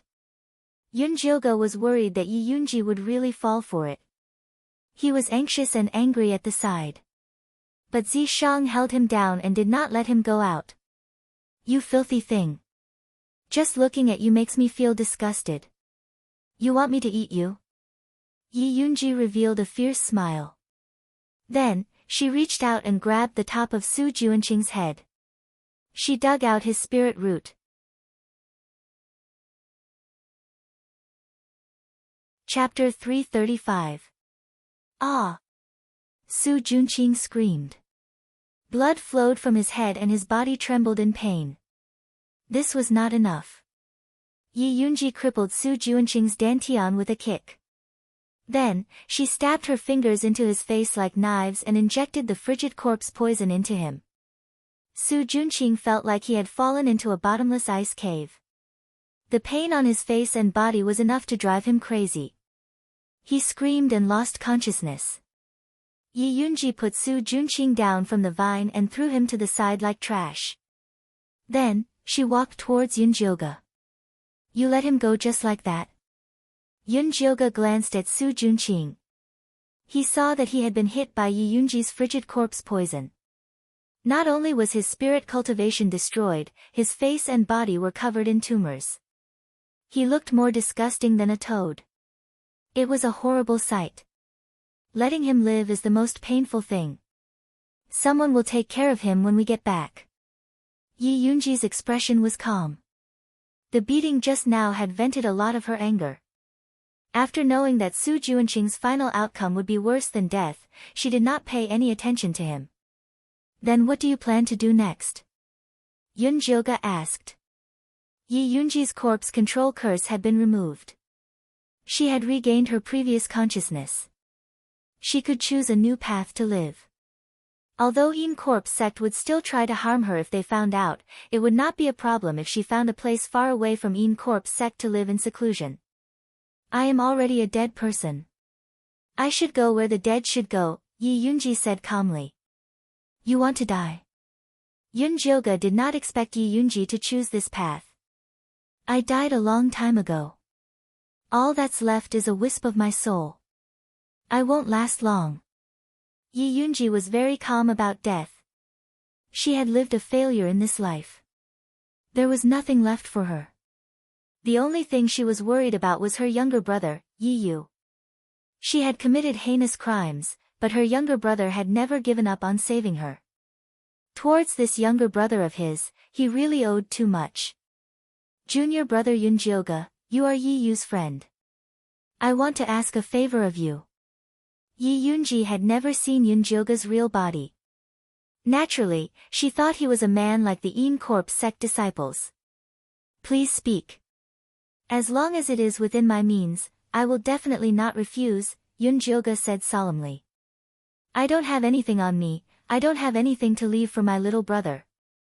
The only thing I have is this Een Corpse body, so I ask you to give my body to Yi Yu after my consciousness disappears. From now on, she would protect her little brother by his side, forever protecting him. I can take you to find Yi Yu, but your face. Yunjoga was in a bit of a dilemma. He was afraid that the news would be leaked and lead to the Een Corpse sect's pursuit. You don't have to worry about that. Yi Yunji smiled and touched her forehead with her finger. Her hair, eyebrows, and eyelashes all turned snow-white. The dazzling red mole between her eyebrows instantly froze into an ice sculpture and fell into her palm. Her pale white skin slowly cracked, covered with countless small black cracks. She looked like a failed puppet, completely different from the beautiful Een Corpse from before. Yi Yunji reached out her cracked hand and dug out the treasure map from her right arm. Then she gave it to Yunjoga. I'll ask you one more thing. Don't tell Yi Yu that this is my real body. Let him think that I'm already dead and that my corpse is buried in a sea of flowers. He knows that I love flowers the most. Yi Yunji revealed a grin, giving off an indescribably terrifying feeling. All right. Yunjoga took the treasure map with a heavy heart. This ice sculpture, help me give it to a disciple from the bloodthirsty sect called Thin Monkey. Although he isn't a good person, he treats me well. Yi Yunji gave the red mole that had turned into an ice sculpture to Yunjoga. During her days in the bloodthirsty sect, because she was worried that she would be sent to the blood cave as a cauldron, she lived in fear every day and night. It was Thin Monkey who gave her a trace of warmth in her darkest time. She always remembered this kindness. In order to save you, Thin Monkey died after helping us break the sect-protecting array. Yi Yu has already taken his ashes. Yunjoga said as he took the ice sculpture. Yi Yunji was stunned. After a while, she said, then I'll put this red mole into his ashes. All right. Yunjoga nodded and then asked, is there anything you're worried about? Something I'm worried about? Yi Yunji's eyes flashed with a trace of confusion. She had sealed her Een energy in her right arm, so as long as she didn't use it, no one would discover her special physique. Everything that needed to be said had already been said, there was nothing she couldn't let go of. If there was anything she couldn't let go of, then there was only one thing. Yi Yunji's eyes fell onto Su Junqing, who was like mud in the corner. She gave a soft sigh and said, after he's tortured, help me give him a release. All right. Yunjoga nodded. Yi Yunji really was a loyal woman. Even if she hated Su Junqing, she would still give him a trace of pity. Such a good woman, why was her life so bitter? Thank you, you're also a good person. Yi Yunji left behind a final smile. Her black eyes gradually lost their light and she completely disappeared from this world. Yunjoga looked at Yi Yunji with a sad expression. The only thing she could do now was to send Yi Yunji back to Yi Yu's side. But she didn't know how to send such a terrifying Een Corpse to Yi Yu, she didn't know what he would think. Before Yunjoga could think of a way, she heard Zishang seriously say from the side, quickly put her away, the Peach King is about to ripen. Yunjoga turned to look and found that the Peach King had already turned into a perfect human figure. A tall nose, handsome eyes, perfect facial features, and a tall and slender figure. If it was placed in the human race, it would be a rare handsome man. It was a pity that the bloody aura on its body was incomparably thick. On the peach tree branch, the left half of the peach was condensed from blood, filled with a fierce aura, while the right half was carved from jade, filled with a delicious spiritual energy. The two colors did not have a clear boundary, rather they were fighting for territory in the middle. Sometimes it was red, sometimes it was green. But in general, the green color was at a disadvantage. What do I need to do to help you? Yunjoga quickly used Su Junqing's corpse refining bag to put Yi Yunji away. Just watch from the side. Zishang said as he placed his palm on the Peach King's chest. Noodles, the bloody aura on the Peach King's body found an outlet, and it was like a river bursting its banks, surging towards Zishang. The camouflage on Zishang's body was instantly destroyed. His long silver-gray hair became the white of moonlight, and a purple horn grew out of his head. His eyes became purple with vertical pupils, and his two long legs turned back into the shape of a snake, coiling tightly on the ground. The stench of blood was like a raging sea crashing onto his body, forcing him to retreat little by little.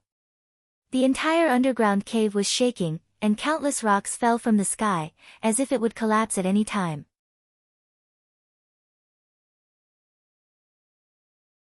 Chapter 336. Yunjioge looked at Zishang nervously. She had received the consciousness of the human-faced Peach King before, so she knew that it was extremely painful when the bloodthirsty aura wreaked havoc in one's body. It could even drive one crazy. The human-faced Peach King could even distribute the pain to the branches of the peach forest. Zishang could only bear it alone, and it was even more painful. Although the human-faced Peach King and the secret realm were pitiful, Zishang was much more important to Yunjioge than them. "I'm fine." Zishang could feel Yunjioge's worry, so he turned and smiled at her. A drop of blood rolled down his pure white face. His smile was even uglier than crying. "Is this peach really that important? Is it more important than your life?" Yunjioge looked at Zishang with heartache. His handsome and devilish face was covered in sweat. Even the scales on his tail had turned red. Strands of bloody aura emanated from his body. It was the bloodthirsty aura that was attacking crazily. No matter how strong its demonic body was, it could not endure such torture. Yet, the human-faced Peach King stood there as if nothing had happened. "What are you standing there for? If you don't think of a way to help him, we're all finished." Yunjioge shouted angrily at the human-faced Peach King. After hearing Yunjioge's words, the human-faced Peach King unwillingly spread its arms, spreading the bloodthirsty aura throughout the secret realm. Zishang's burden was relieved, and he immediately absorbed the aura. Very soon, the bloodthirsty aura on the human-faced Peach King's body disappeared completely. The peach on the red branch had turned completely green, giving off a fruity fragrance. The human-faced Peach King had also turned completely human. He had a head of light green hair, a tall and slender figure, and a grass skirt wrapped around his waist. His facial features were perfect, and he had a pair of green eyes. The pupils were the shape of two tender leaves, very similar to the leaves growing from Yunjioge's arms. Why doesn't this peach have a human face? Yunjioge did not pay attention to how perfect the human-faced Peach King was. What she was concerned about was that the peach that Zishang wanted so desperately looked different from the human-faced peach above. "Those human-faced peaches are my branches. This is the real Jasper spirit peach that was cultivated from the secret realm's Ling Qi." The human-faced Peach King reached out and plucked the Jasper spirit peach, then handed it to Yunjioge. Yunjioge did not take it. Instead, he looked at Zishang. After all, this was a treasure that he had risked his life to obtain. "Store it in a jade box." Zishang gestured to Yunjioge. Yunjioge immediately took out a jade box and put away the Jasper spirit peach. The human-faced Peach King reluctantly said to Yunjioge, "This little secret realm is about to close completely. You guys should leave quickly." Just now, he had used his bloodthirsty aura to destroy all the restrictions left behind by the evil people and erase the coordinates of this mystic realm. In the future, he would completely leave the sight of the human race. "Then what about you?" Yunjioge was a little worried that something would happen to the human-faced Peach King. After all, it had given her a wood spirit and a peach. "I can't leave my main body yet. I'll be able to leave the small mystery realm after I've completely transformed. At that time, I'll look for you and repay you for saving my life." A gentle light flashed through the human-faced Peach King's green eyes. He really liked this girl called Yunjioge in front of him. Her scent was very fragrant, and it could calm his raging heart. Unfortunately, that Yao called Zishang was too scary. Otherwise, he would really want Yunjioga to stay behind to accompany him.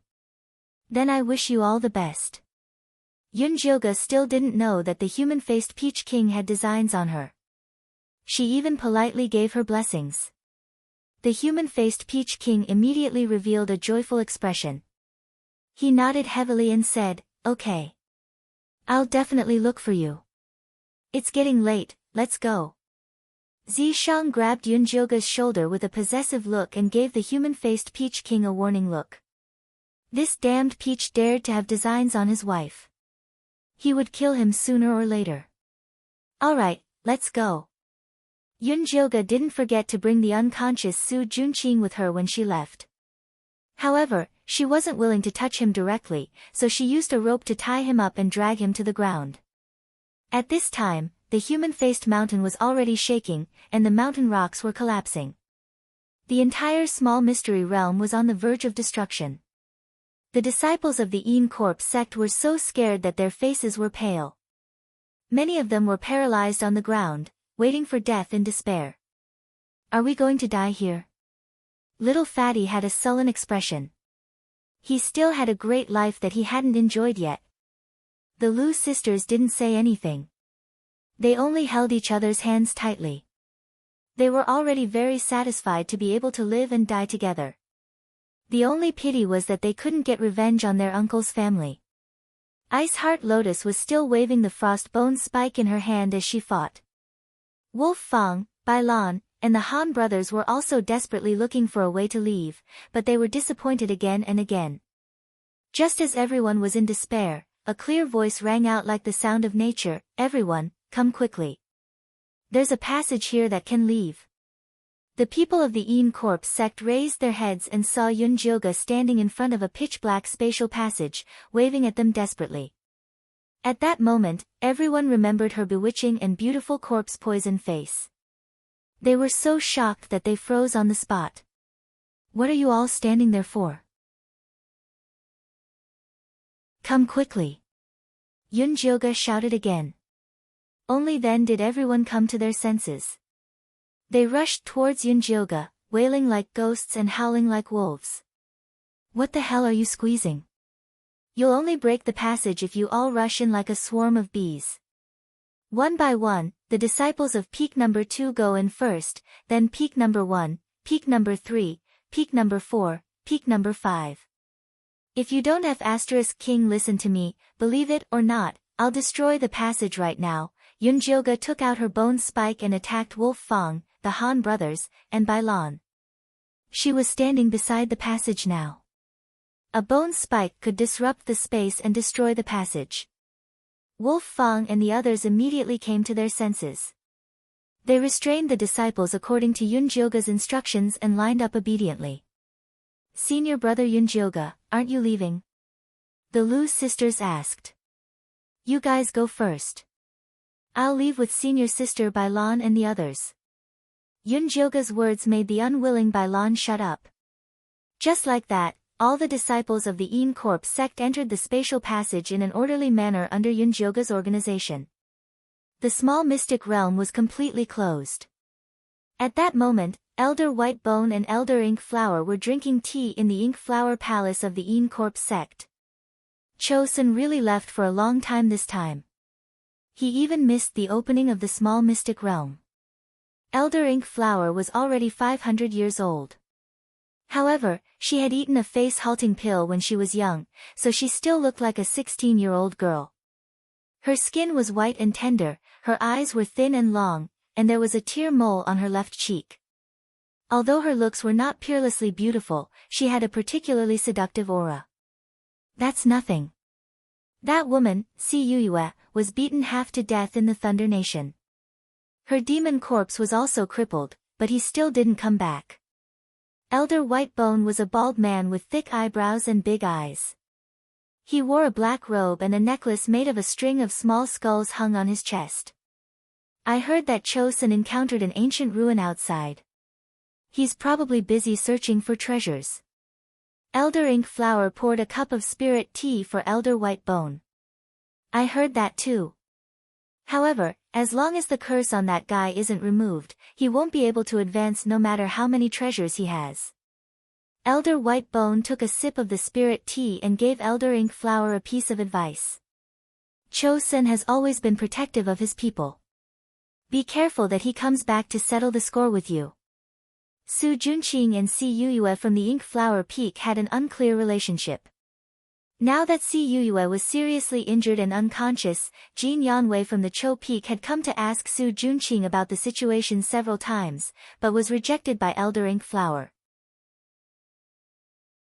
When he returned, he would definitely complain to Cho Sr., "We'll talk about it when the time comes." Elder Ink Flower smiled. Su Junqing was not exactly a plaything to her.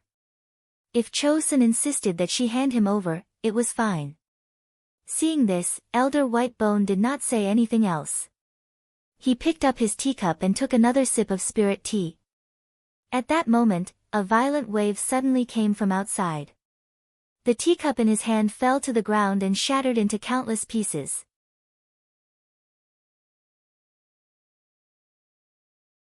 Chapter 337. Something happened to the little secret realm. Elder Whitebones' figure immediately disappeared from the spot. Elder Mo Hua also hurriedly followed. A violent ripple came from the entrance of the Great Barren Mountain, as if someone had forcefully torn open a crack in space. It's not time yet, why would the little secret realm open? Elder Whitebones' expression was extremely ugly. This little secret realm was extremely important to the Een Corpse sect, so the nascent soul-old ancestors of the sect worked together to set up a restriction that could only be opened with their special tokens. Not good, the restriction of the little secret realm is starting to disappear, and the coordinates have also disappeared. Elder Mo Hua calculated, and his expression immediately changed. The restriction had disappeared, and the coordinates had disappeared. Even if the nascent soul-old ancestors came, they would not be able to enter the little secret realm. Elder Whitebones' heart was also burning with anxiety, but the spatial distortion was so severe that he did not dare to barge in recklessly. At this time, the crack in the secret realm became larger and larger, and following that, a red aura spewed out, and countless Een Corpse sect disciples were spat out. Wolf Fong. Bai Lan. Elder Whitebones and Elder Mo Hua immediately saw the disciples of their respective sections.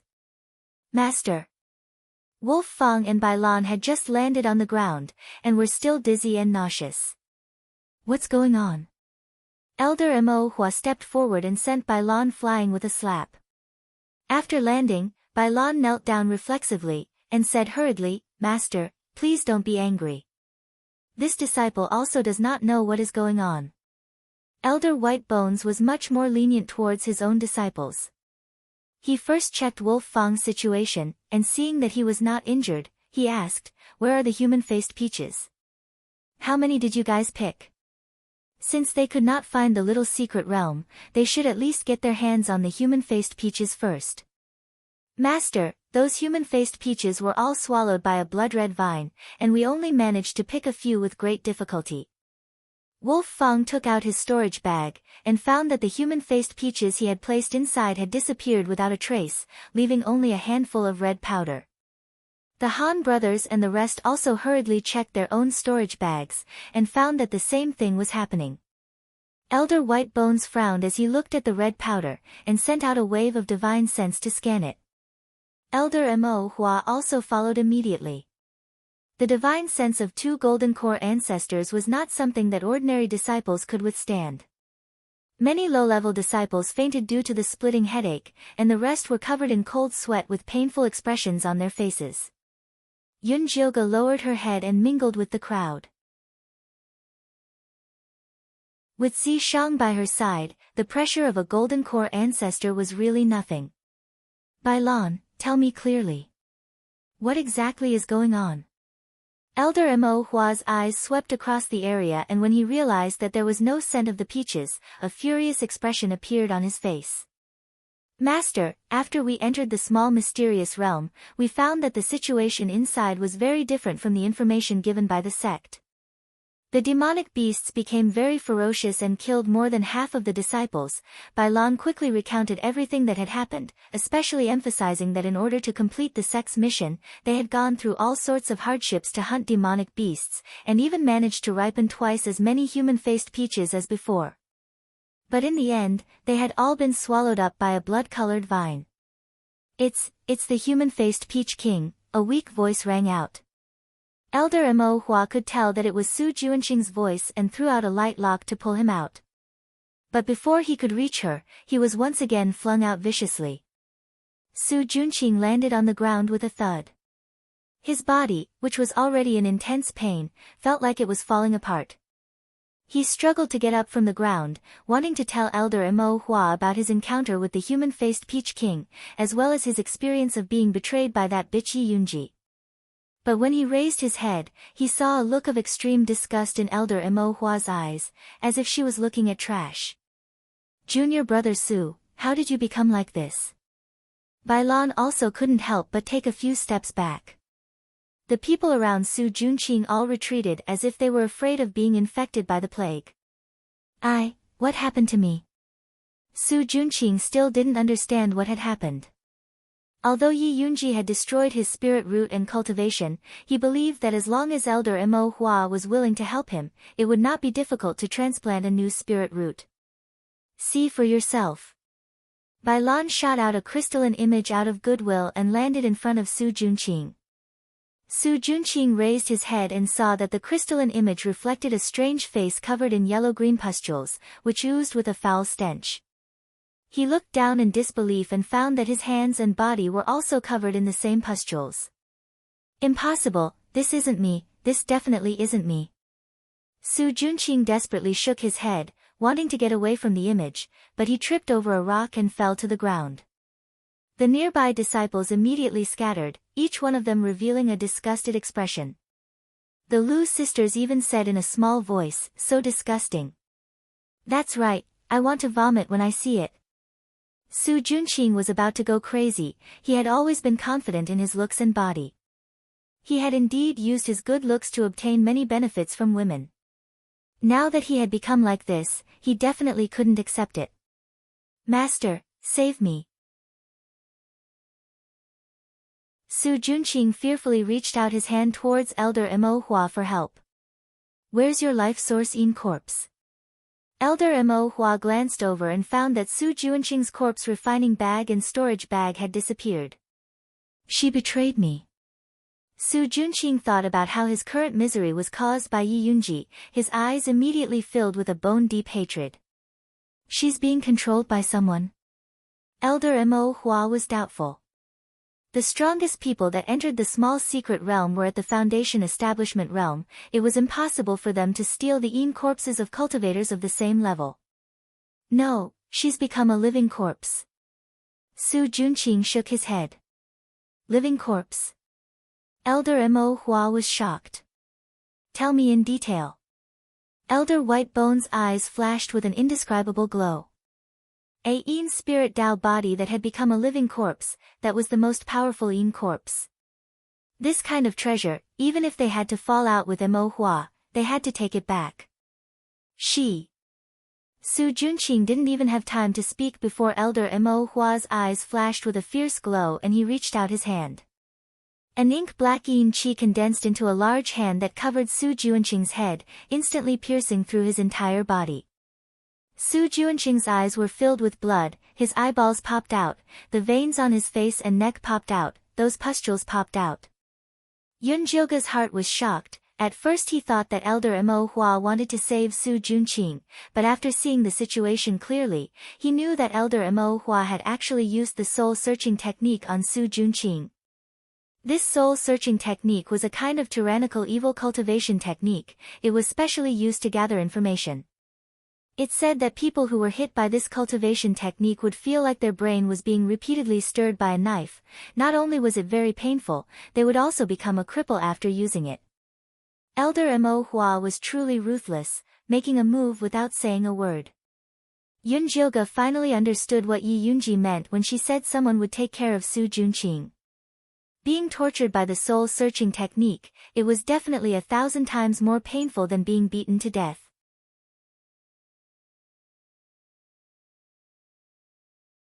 Chapter 338. Elder White Bones waited for Mo Hua to finish searching before asking, "How is it?" "See for yourself." Elder Mo Hua withdrew her hand gloomily. She had already found out the whole story from Su Juanqing's soul. Although the human-faced Peach King and Yi Yunji were both good things, it was too painful for them to be left in the small secret realm. Such a painful thing naturally had to be shared with others. Elder White Bones also used the soul-searching technique on Su Juanqing. When he saw the human-faced Peach King and Yi Yunji, he couldn't help but reveal an expression of wild joy. But when he saw the small secret realm collapse, he instantly fell from the clouds. He was so angry that he wanted to smash Su Juanqing's soul with one palm. Keep his soul. When the sect leader and Chosun asked, let them search it themselves. This time, the small secret realm was sealed, and the Yin Corp sect suffered heavy losses. The sect leader would definitely ask. She and White Bones were responsible for this matter and couldn't escape responsibility. Rather than wasting time explaining, it was better to let them search his soul themselves. Elder Mo Hua took out a soul-collecting bottle and kept Su Juanqing's soul in it. His body was burnt to ashes by a fire. Su Juanqing really can't live this time. Zi Shang sometimes admired the creativity of the human race. When it came to torturing people, they were indeed skilled. Yun Jioge was deeply convinced. Although Yi Yunji begged her to free Su Juanqing after he was tortured, this was just the beginning. They would talk about it after he was tortured for a while. But after Elder Cho Sen and the sect leader tormented him a few times, Su Juanqing's soul probably wouldn't be left. All of you, open your storage bags. Elder Mo Hua was still unwilling to give up. Although the human-faced Peach King was left in the secret realm, someone might pick up the corpse refining bag and bring Yi Yunji out. After Wolf Fang, Bai Lan, and the rest saw Su Juanqing's miserable state, not many dared to resist. All of them obediently opened their own storage pouches and held them in their hands. Yun Jioge was the same. Anyway, the corpse refining bag and Su Juanqing's storage bag, as well as her valuable possessions and pets were all with Zi Shang. At this moment, her storage bag only had some pills, a few bone spikes, a corpse-controlling bell, and a few thousand spirit jades from selling the beast-attracting incense. The people present were all Qi condensation disciples, and none of them were good people. Only Wolf Fang and Bai Lan's storage bags were worth looking at. In particular, the set of evil weapons in Wolf Fang's hands was not bad. However, Elder White Bones would not go to the extent of laying his hands on his disciple for such a small thing. Elder White Bones and Elder Mo Hua scanned the area with their divine senses and had to admit that the corpse refinement bags were not in the hands of these disciples. Mo Hua Chang's heart ached at the thought that his famous magic weapon, the demonic flower bone spike, was missing. Fortunately, it wasn't like he didn't gain anything. At least she found a talent in Su Juanqing's place and could recruit him into her ink flower palace. Yun Jioge could clearly feel Elder Mo Hua's gaze landing on her. Yun Jiu, right? Elder Mo Hua walked in front of her and asked. Raise your head. Yun Jioge had no choice but to raise her head. However, she still looked down. She was worried that Elder Mo Hua would see through her disguise. Young lad, you're not bad. Come back to the ink flower peak with me later. The ink flower elder did not see through Yun Jioge's true body and was very satisfied with her bewitching appearance. Junior brother Yun Jiu will be on the same peak in the future, Bai Lan immediately said with a smile. The other disciples all had complicated expressions. Some were envious, but most were sympathetic. Usually, inner sect disciples only accepted foundation establishment cultivators. No matter how strong one's connections were in the sect, one had to start as an outer sect disciple. The ink flower peak was naturally no exception. Elder Mo Hua had taken Yun Jioge in as a boy toy in the beginning. When his cultivation level increased, he would then become a disciple.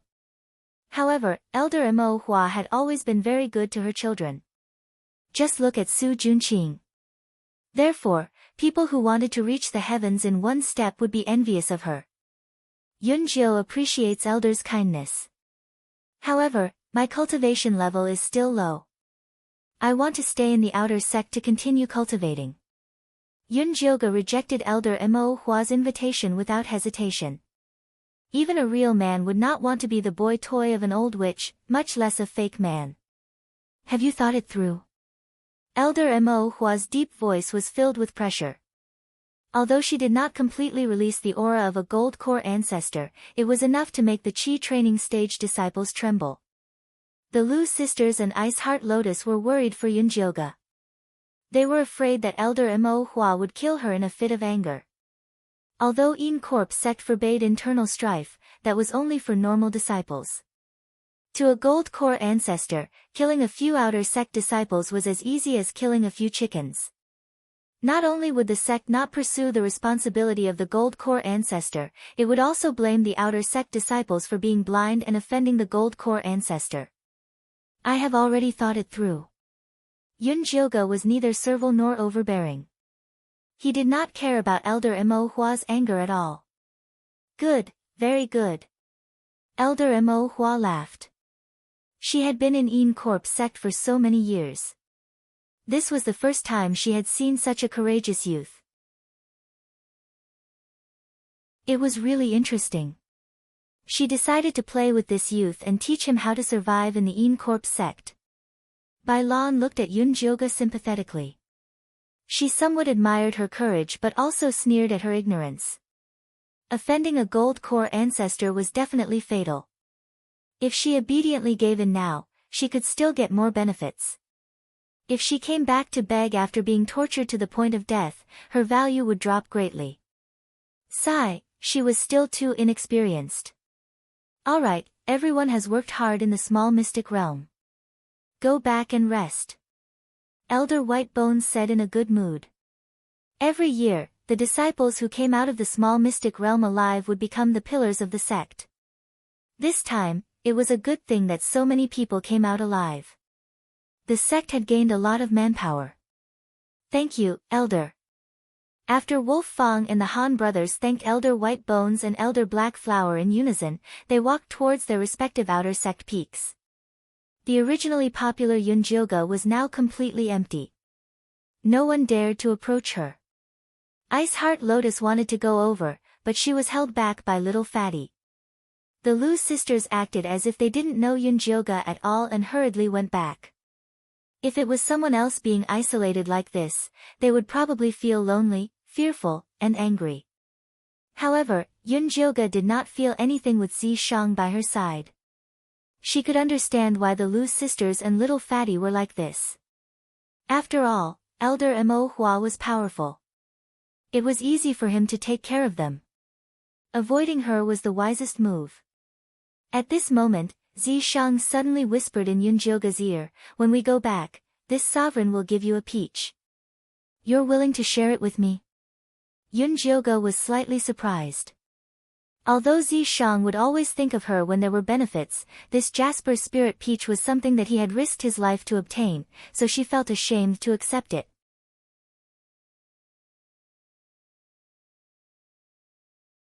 Chapter 339. If it was someone else, I would definitely not give it to them. However, for you, let alone a Jasper Spiritual Peach, even if you want to eat my heart, liver, and lungs, I would be willing, Zi Shang said with a grin. Yun Jioga couldn't help but roll her eyes. Zi Shang was always like this. You could never guess whether he was telling the truth or lying. Sometimes, she could feel that Zi Shang liked her, but sometimes, she felt that Zi Shang was only with her for the sake of sex. So, she had very complicated feelings towards Zi Shang. Sometimes, she really didn't want to talk to him. The two of them quickly returned to their cottage. After Zi Shang quickly set up a formation, he took out the Jasper Spirit Peach and let Yun Jioga eat it. Are you giving it all to me? Yun Jioga asked hesitantly. Of course. Zi Shang risked his life to get this peach for her. This is too expensive. Yun Jioga was a little hesitant. It's okay. After you eat it, let's do dual cultivation immediately. It'll be good for me too. Zi Shang said. Yun Jioga was a little embarrassed at first, but after hearing Zi Shang's words, she immediately disappeared. In the end, he just wanted her to pay with her body. It'll be a waste not to eat it. Yun Jioga picked up the Jasper Spirit Peach and ate it in big mouthfuls. To be honest, the taste of this Jasper Spirit Peach was too delicious.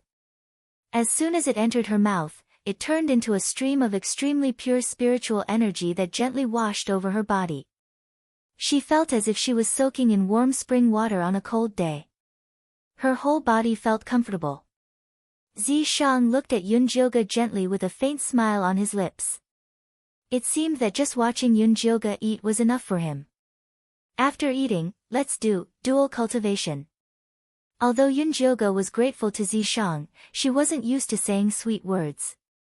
After putting away the rest of the peach, she put on a businesslike expression and prepared to start cultivating with Zi Shang. There's no rush. You've just eaten, take a rest first. Zi Shang, who was usually more anxious than anyone else, pulled Yun Jioga's hand and lay down on the bed. Yun Jioga also felt that it wasn't good to exercise immediately after eating, so she lay down with him and accidentally fell asleep. Zi Shang propped up his head with his elbow and carefully looked at Yun Jioga. The demonic face that had been poisoned by the corpse poison was completely different from the pure and holy witch in his memory, but the smell on her body was so familiar. He planted a gentle kiss on Yun Jioga's forehead and then slowly moved down, like a feather lightly brushing past. It was a grateful, intimate, and reassuring kiss. Yun Jioga was in a daze, but he still responded to Zi Shang's kiss subconsciously.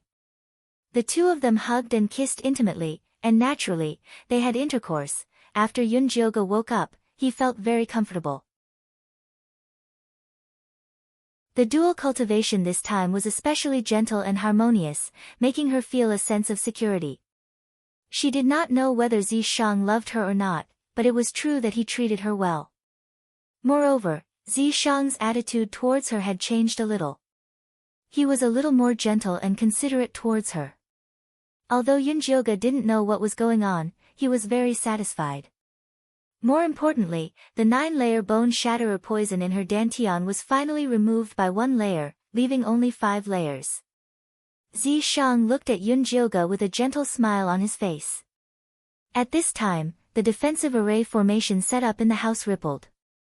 Zi Shang glanced outside and said, "That little fatty Jean Lin is looking for you," and he brought someone with him.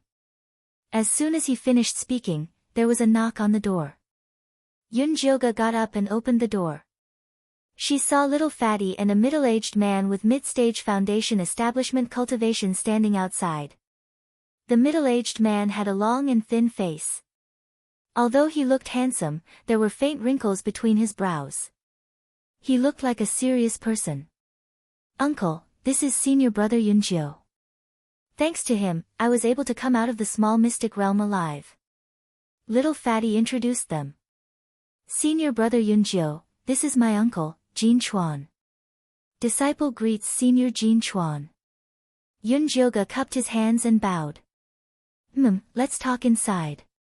Jin Chuan walked towards Yun Jioga's house.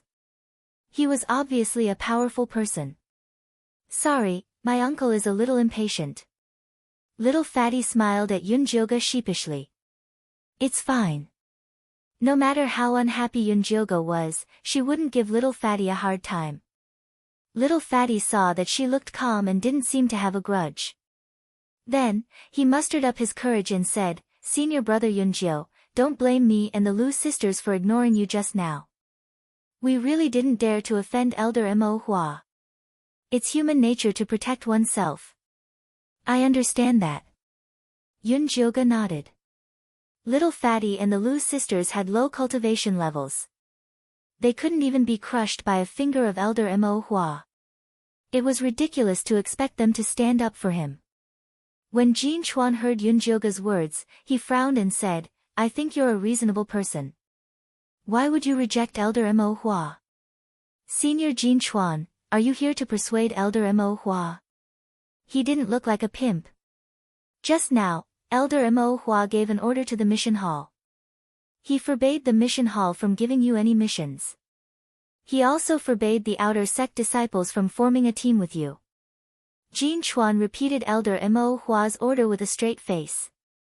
Senior brother Yunjiu, if you can't accept missions, you can't enter the Yin Qi cemetery to collect Yin Qi. If you can't collect Yin Qi, you can't refine pills and cultivate. How are you going to survive in the Yin Corpse sect? Little Fatty's face was full of worry.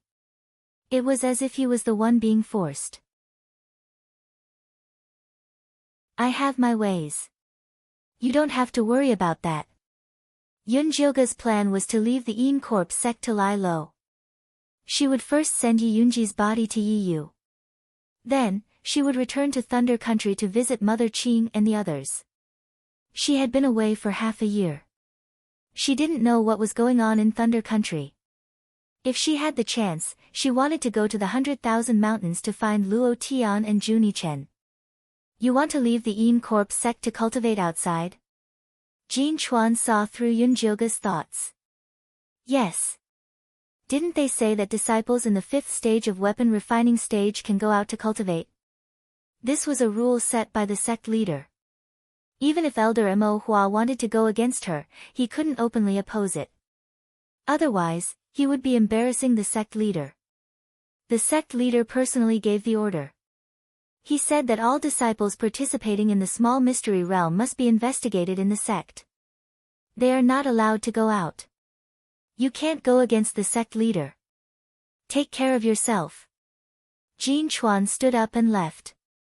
The fact that he had personally come to talk to Yunjioga about this was already because of little Fatty. Senior brother Yunjio, think about it. Anyway, I won't dare to come here openly in the future. If there is any news, I will think of a way to inform you. Little Fatty lowered his voice and said. Thanks. Yunjioga patted little Fatty's shoulder. It was rare for him to be so considerate. That's right. Ice Heart Lotus originally wanted to come find you. However, he was locked up by his sister-in-law to cultivate. He told me to tell you not to be angry at him. Little Fatty thought of something else. Tell him to cultivate in peace. Otherwise, he will also be captured and sent to Ink Flower Mountain. Yunjioga joked. Although Ice Heart Lotus was a little feminine, he was really beautiful. Maybe one day, Elder Mo Hua would like him if he wanted to change his appetite.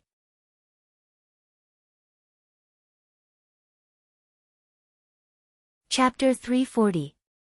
Hee, I'll definitely help you pass on this message to him. Little Fatty saw that Yunjioga wasn't angry at the Ice Heart Lotus, so he happily left. Yunjioga sent Fatty off and had just returned to the house when someone knocked on the door again. She opened the door and saw Wolf Fong, dressed in black, standing at the door. I have something to talk to you about. Let's talk inside. Wolf frowned. It was obvious that the matter was very urgent. Come in. Yunjioga brought Wolf Fong into the house and was about to pour him some hot tea. No need. After Wolf waved his hand to reject, he went straight to the point and said, I heard that you have a mysterious white bone monkey. The news travels fast. Yunjioga smiled as he poured himself a cup of tea and drank it. She knew that it was impossible for the disciples of Peak No. 2 to help her hide this matter, but she did not expect that they would betray her so quickly. Paper can't wrap fire. As the No. 1 outer sect disciple, Wolf Fong was not only famous in Peak 1, he also had some eyes on Peak 2. But this time, the informant told him about this matter because he wanted to beg him to save Yunjioga. The informant felt that Elder White Bones was better than Elder Black Flower. At the very least, he would not let Yunjioga sleep with him. If it fell into Elder Mo Hua's hands, Yunjioga would lose both his life and his wealth. We'll see if we can't, Yunjioga said indifferently. You won't be able to keep the mysterious white bone. Why don't you offer it to my master and become his disciple? With me looking after the White Bone Peak, your days won't be too difficult. Wolf Fong was truly concerned for Yunjioga. His master's nickname was White Bone because he was especially knowledgeable about spirit bones. If he knew of the existence of the mystic White Bone monkey, he would definitely snatch it back. I appreciate Senior Brother Wolf Fang's good intentions, but the profound White Bone monkey is very important to me. I don't want to give it away. Yun Jioga had raised the profound White Bone monkey for so long and he had feelings for it. How could he bear to give it away? Wolf looked at Yun Jioga with disapproval. Seeing her determined expression, he hesitated for a moment before lowering his voice and saying, "If you don't want to go to White Bone Peak, why don't you try other places?" "Where?" Yun Jioga raised his eyebrows and asked. Wolf dipped his finger in the tea and wrote the words, "Enemy Peak," on the table. He had no choice. His master was determined to obtain the mystic White Bone monkey. If he were to find out that he was actually encouraging Yun Jioga to go somewhere else, he would definitely be beaten to death.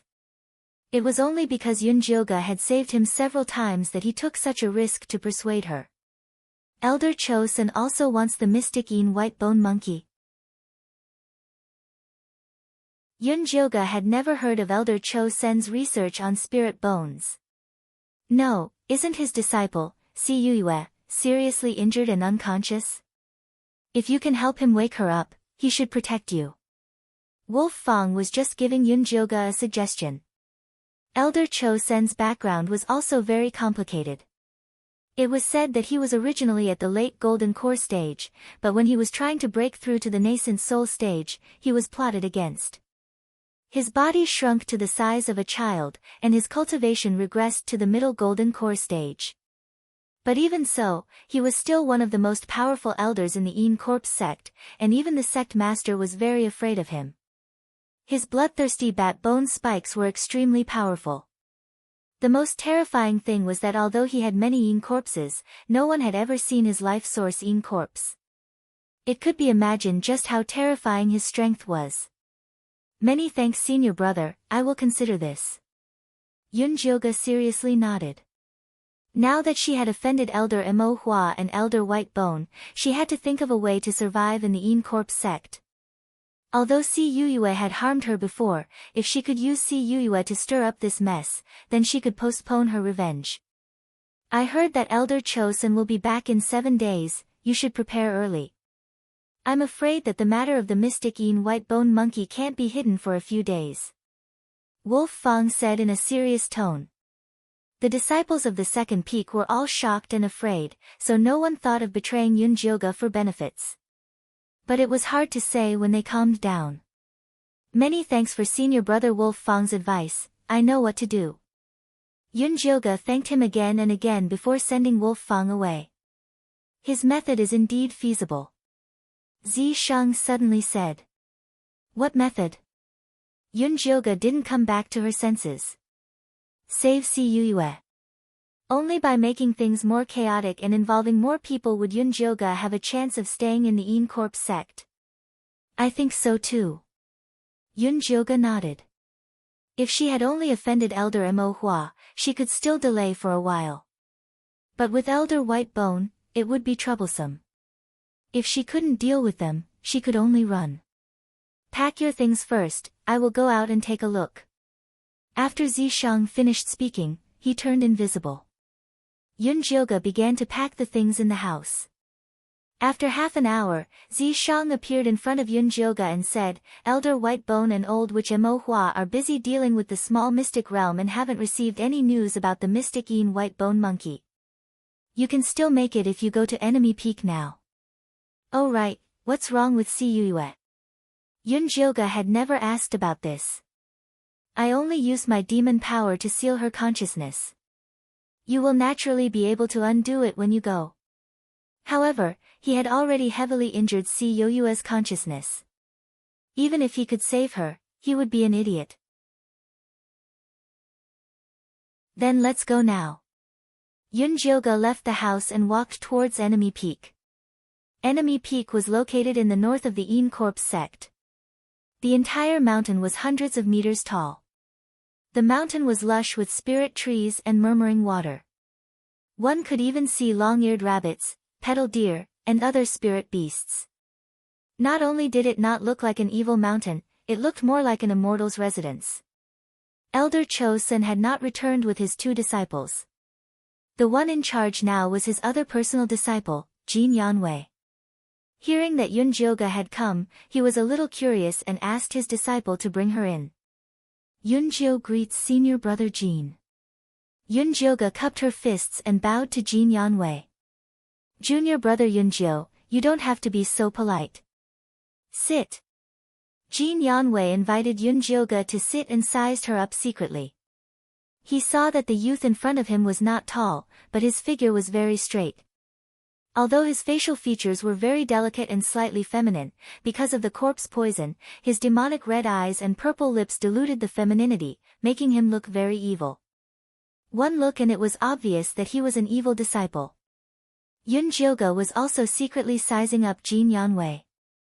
This personal disciple of Elder Cho-sun was already at the late stage of foundation establishment at such a young age. It was said that he was the most outstanding genius of the Een Corp sect in the past 100 years. Like Elder Cho-sun, he was born with Een spirit roots. Although this identity sounded awesome, because Jin Yanwei had a cute baby face and eyes that were clean and clear, it was obvious that he was well protected. Therefore, it was greatly discounted. However, it was also very possible that Jin Yanwei was pretending to be naive. After all, evil disciples were the best at this.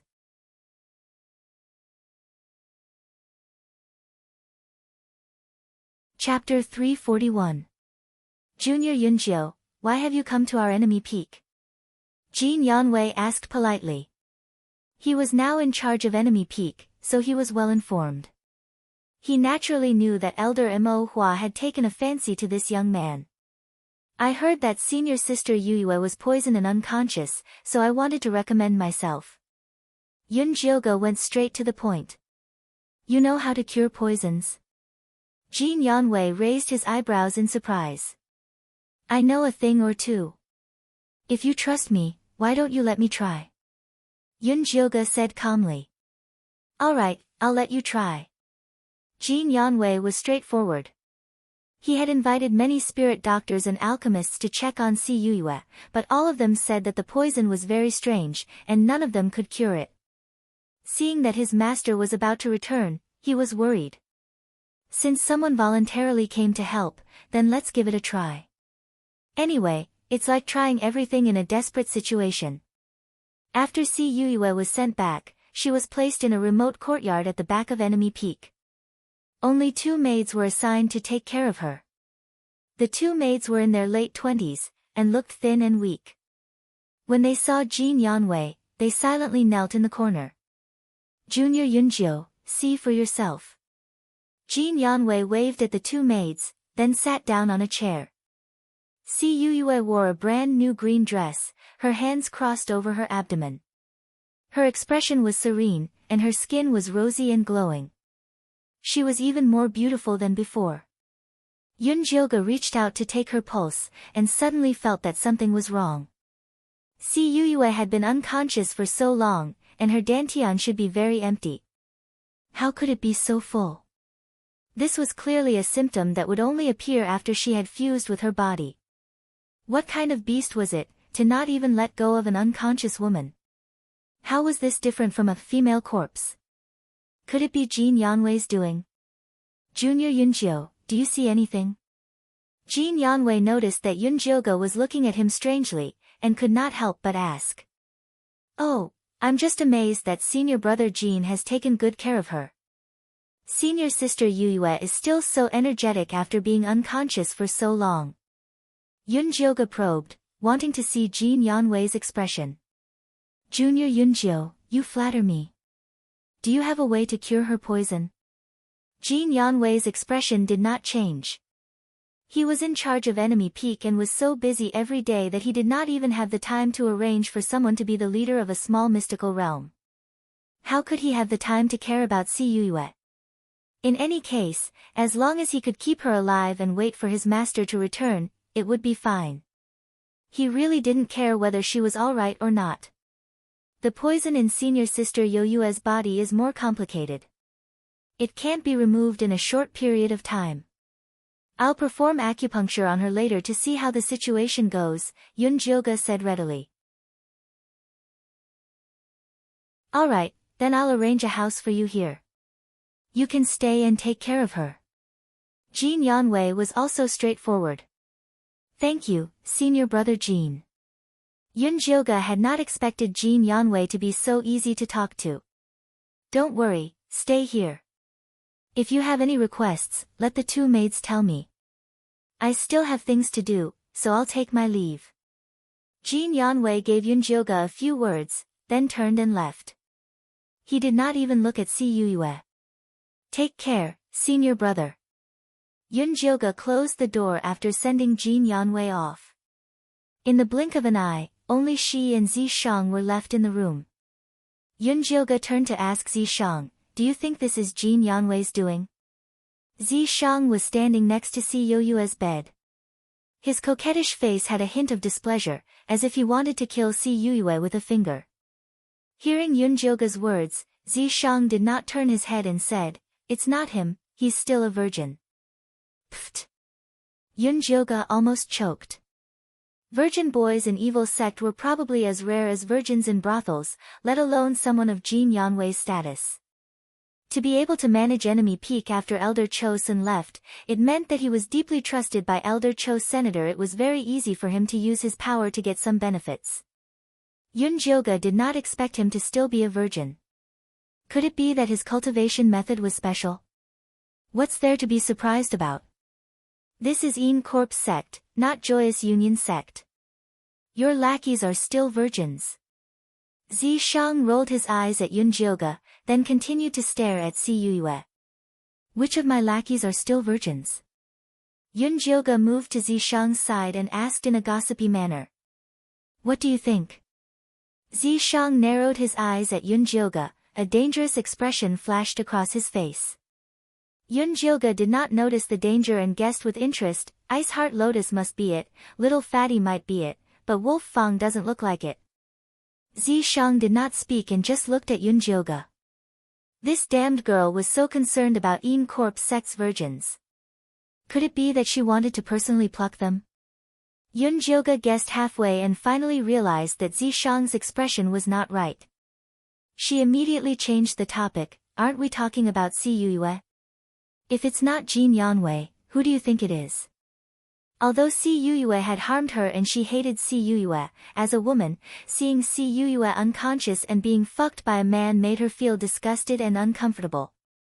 I don't know, but this man is not just sleeping with her, he is saving her. Zishang said gloomily. Previously, he used his demonic power to seal Si Yue's divine sense. As long as there was no one to remove it, he would continue to devour her divine sense and turn her into an idiot.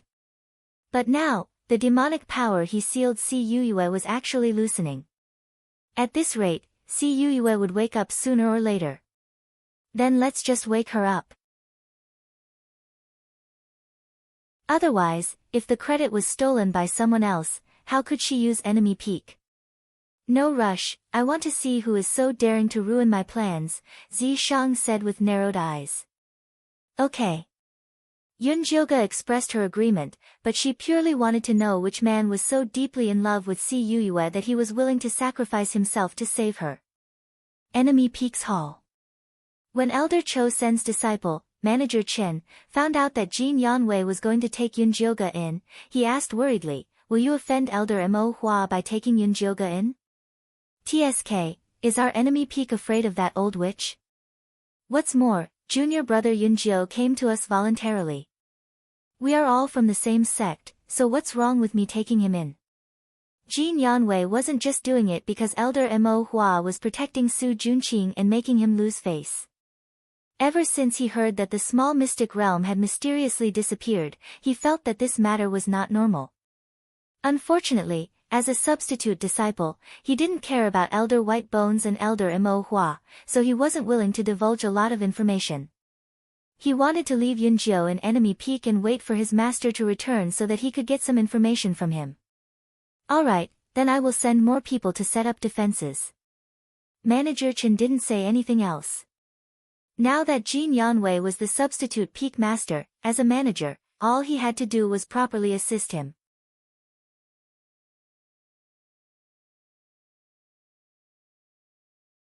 Chapter 342. After Manager Chen left, Jin Yanwei was still worried, so he took out the communication talisman his master had left him and explained the matter. His master quickly replied, telling him to keep Yunjiu at all costs. When Jin Yanwei saw that even his master supported him, he was even more at ease. He immediately went out to personally take charge of the defense. Elder Mo Hua had always been domineering. It was not impossible for him to come to enemy peak to snatch her away. He had to be prepared. Enemy peak was on full alert. Yunjioga was not idle either. She was busy examining Cuyue. Originally, she had only planned on undoing Zishang's demonic power seal, but she had not expected to find another problem. Did you cause this injury? Yunjioga suddenly found a bruise in Cuyue's memory center. This kind of injury often came with memory loss. What injury? Zishang went over to take a look and said, "This is an old injury from over 10 years ago. It has nothing to do with this sovereign." Over 10 years ago? Yunjioga had heard little Fatty say that Cuyue had joined the Yin Corps sect 12 years ago. Had she lost her memory then? Why do you care so much? Just wake her up. In his opinion, he should have turned Cuyue into an idiot with a finger. She is an important tool for us now. What's the use of turning into an idiot? Yunjioga was very open-minded. Since he had already saved her, he naturally had to be a good person to the end.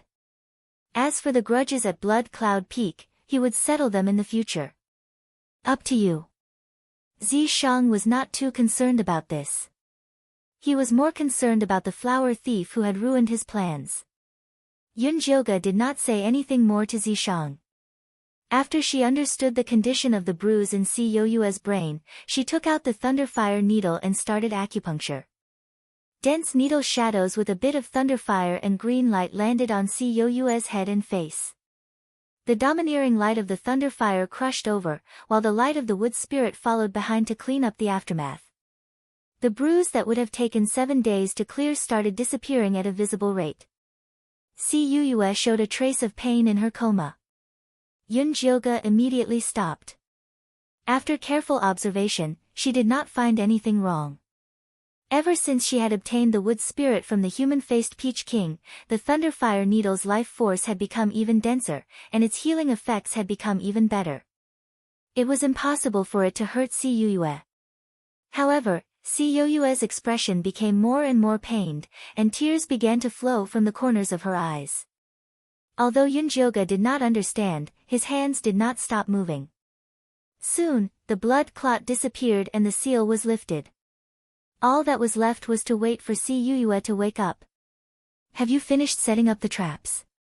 Yunjioga asked as he put away the needles. If he could capture the person who had secretly saved Cuyue, he might be able to gain something. Yunjioga was very interested in anything that could help her deal with the 3 great elders. I guarantee that he won't be able to return. Zishang was determined to win. Night gradually fell. The 2 maids prepared the meal and invited Yunjioga over to eat. The food was mediocre. She could tell that Jin Yanwei really didn't care much about this place. Other than sending her here at the beginning, he didn't come to visit her again, nor did he send anyone to ask for a message. However, Yunjioga had already learned from Zishang that Enemy Peak was currently facing a great enemy, so she was tactful enough not to cause any trouble for Jin Yanwei. She ate dinner and went to sleep early. It was dark outside, and after midnight, it was even quieter. In a remote bamboo forest behind the mountain, a black shadow quickly ran towards Cuyue's small courtyard. The black shadow was tall and thin, dressed in a nocturnal robe. His face was covered by a black hood, and not even his eyes could be seen. He vigilantly observed his surroundings before tiptoeing into the small courtyard. The black shadow first went to the 2 maids' room and blew a cloud of sleeping smoke into it. When he heard that the breathing inside had deepened, he went to Yunjioga's room and blew a cloud of sleeping smoke as well. Yunjioga lay on the bed and calmly watched the colorless and odorless smoke slowly spread. She first swallowed an antidote pill, then pretended to be asleep. The black shadow vigilantly scanned Yunjioga with his divine sense a few times. After confirming that it had been affected, he walked towards Si Yoyue's room. Si Yoyue had just washed her body in the evening and changed into a pale pink dress. Lying on the bed, she looked serene and beautiful. The black shadow stood by the bed and stared at her for a moment, then reached out to touch her head and face. There was still a needle hole left by Yunjioga's acupuncture at noon.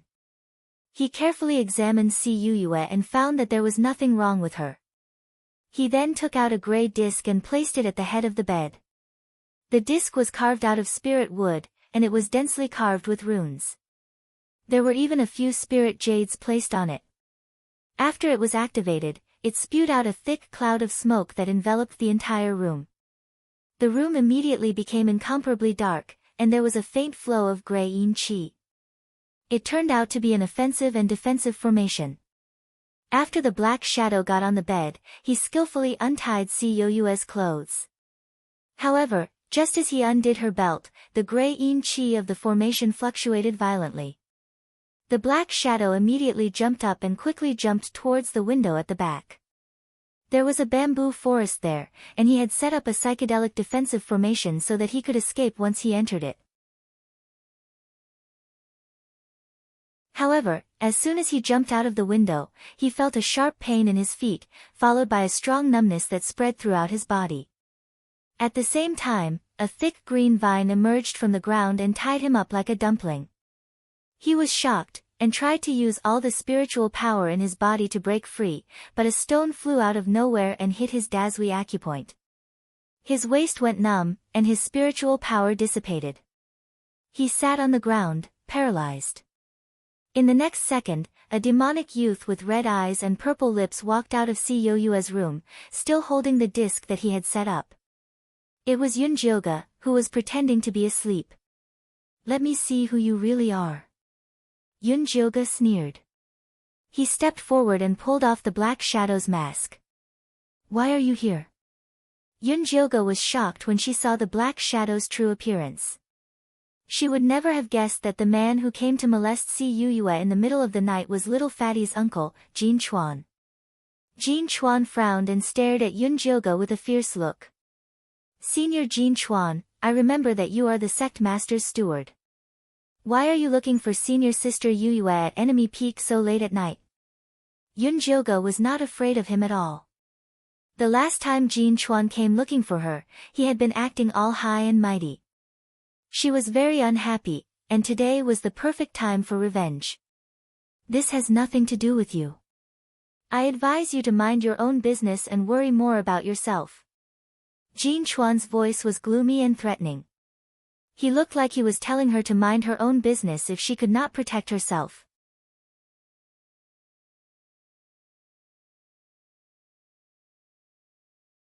Chapter 343. I don't know if Senior Jin Chuan has heard of the proverb, when there are too many lice, one will not be afraid of an itch. Yunjioga smiled slightly.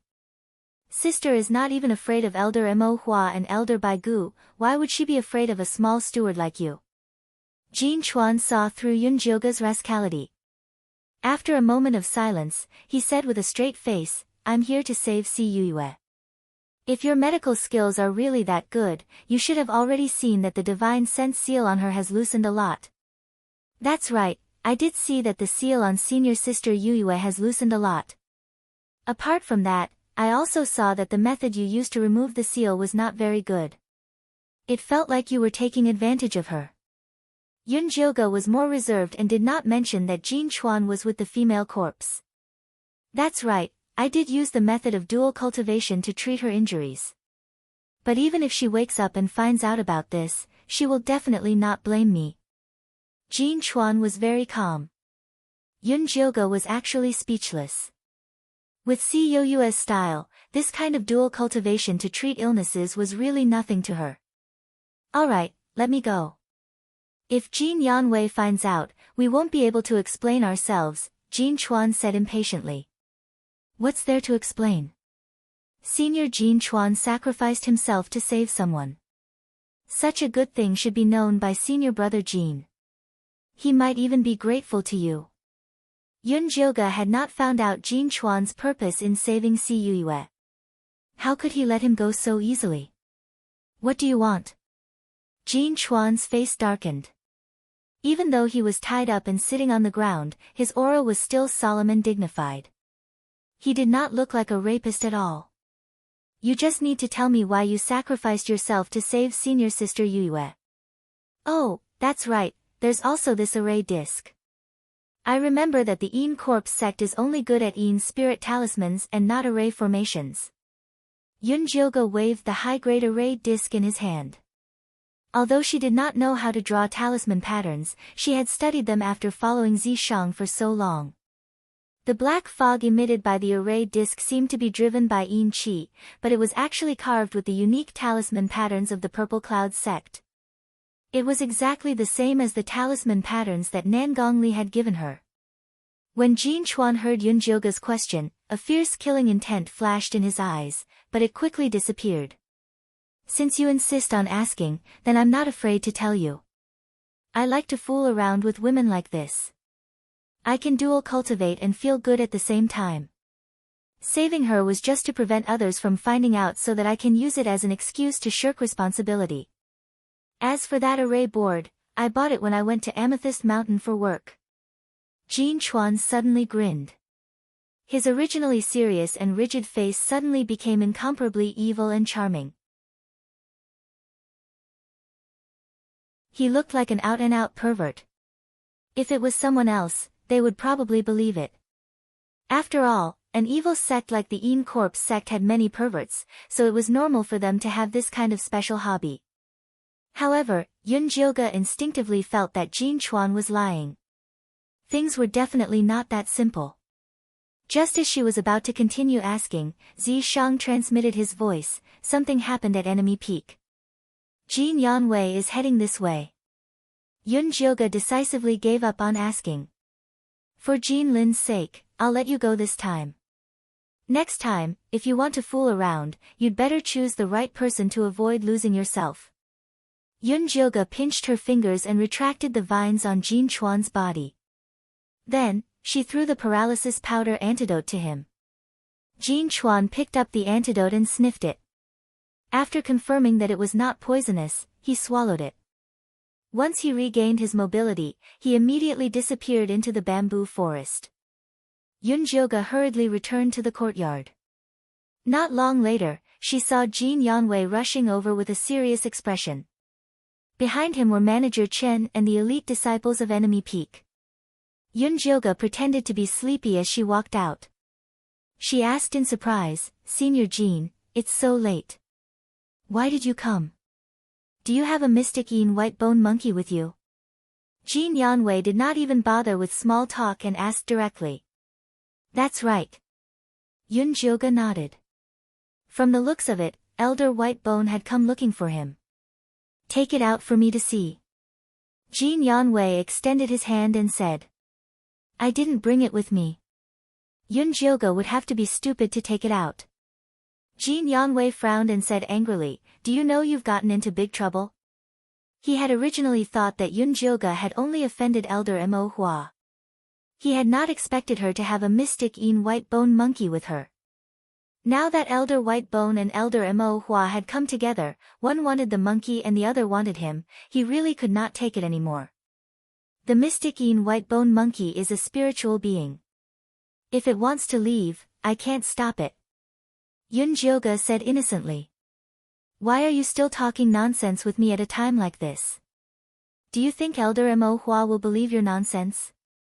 Be careful that they don't use the soul-searching technique on you if they are forced into a corner." In the past, Su Junqing was pampered, but now, he is still in a miserable state. "Do you want the same?" Jin Yanwei said threateningly. "Even if I use the soul-searching technique, it's useless. I don't have it." Yun Jioga was not afraid. She had Zishang backing her up. It was impossible for those two old things to touch her. You.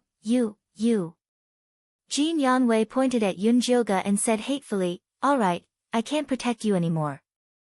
Go talk to Elder Mo Hua and Elder Whitebone yourself." He did not believe that Yun Jilga was not afraid. "It's fine if I go. However, if people talk about enemy peak in the future, I'm afraid no one will dare to come up again." Yun Jilga smiled. It would have been fine if Jin Yanwei had rejected her when she first came up. Now that he had taken her in, he had to hand her over under the pressure of Elder White Bones and Elder Black Flower. Wasn't this telling others that enemy peak was shorter than the other peaks? It would definitely be very embarrassing if word of this got out. "You dare to threaten me?" Although Jin Yanwei had a baby face, he was naturally not a kind person to be able to get to this position on enemy peak. At this moment, he glared and his killing intent surged. "Senior brother Jin, you're worrying too much. I didn't mean that. Didn't you say that you would bring me to see Elder White Bones and Elder Black Flower? Then let's go." Yun Jilga's expression confused Jin Yanwei. Could it be that he was confident that he would not be eaten alive by Elder Whitebone and Elder Mo Hua? However, with his cultivation of Qi refinement stage 5, what bargaining chips could he have? Jin Yanwei was a little bewildered, but he had already spoken and could not go back on his words. For a moment, he was in a difficult position. At this moment, the door of the small courtyard behind him creaked and a delicate and pleasant voice sounded. "Senior Jin, you must not hand him over. Junior sister Yuyue, you're awake." Jin Yanwei looked at Si Yuyue, who was wearing a lotus dress and standing gracefully at the door in shock. He really did not dare to believe his eyes. "It's all thanks to this junior brother's miraculous skills that I was able to wake up." Si Yuyue nodded at Yun Jilga and then said to Jin Yanwei sternly, "Senior brother, this junior brother is a talent. We must not let Whitebone Peak and Ink Flower Peak benefit."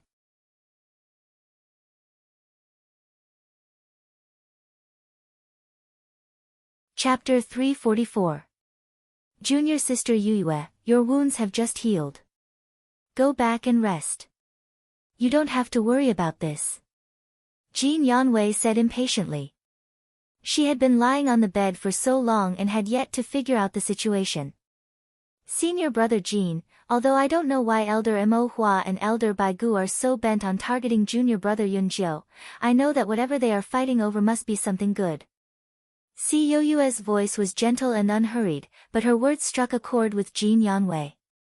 "I understand what you're saying, but the two elders have already said that if we don't hand over the person, they'll personally search for us. Without Master here, we won't be able to hold them down." Jin Yanwei was worried as he spoke of this. "Senior brother, you really like to joke. Junior brother Yunjiu isn't at enemy peak. He has hands and feet, so where are we going to find him?" Si Yuyue said with a smile. Jin Yanwei's eyes lit up, but he quickly shook his head and said, "It's impossible for junior brother Yunjiu to leave Corpse Sect. There's no need to go through so much trouble. Just find a place to hide him on enemy peak." Si Yuyue said. "Our enemy peak is only so big. The two elders will know everything with their divine sense, unless..." Jin Yanwei said and suddenly thought of a place that the two elders wouldn't find.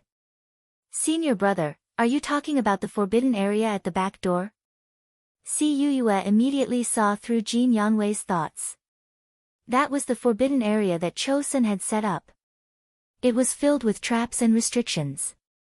Other than Jin Yanwei, no one could enter or leave. Yun Jilga had been silently eavesdropping. When he heard the forbidden area, his eyes lit up. This meant that there were many fortuitous encounters. "Yes, that is the most suitable place, but I'm afraid that Master will find out." Jin Yanwei was still afraid that his master would be angry. Senior brother's worries are reasonable. Si Yuyue thought for a moment and said, "How about this?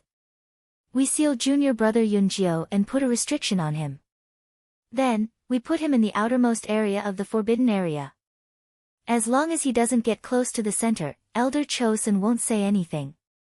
However, junior brother Yunjiu will have to suffer." Si Yuyue looked at Yun Jilga apologetically. Senior sister Yu, you're too courteous. As long as I can keep my little life, it's already good enough. There's no need to feel aggrieved, Yun Jioge said righteously. But Jin Yanwei was still hesitant. At this moment, the alarm on enemy peak suddenly rang loudly, and the wind and clouds surged.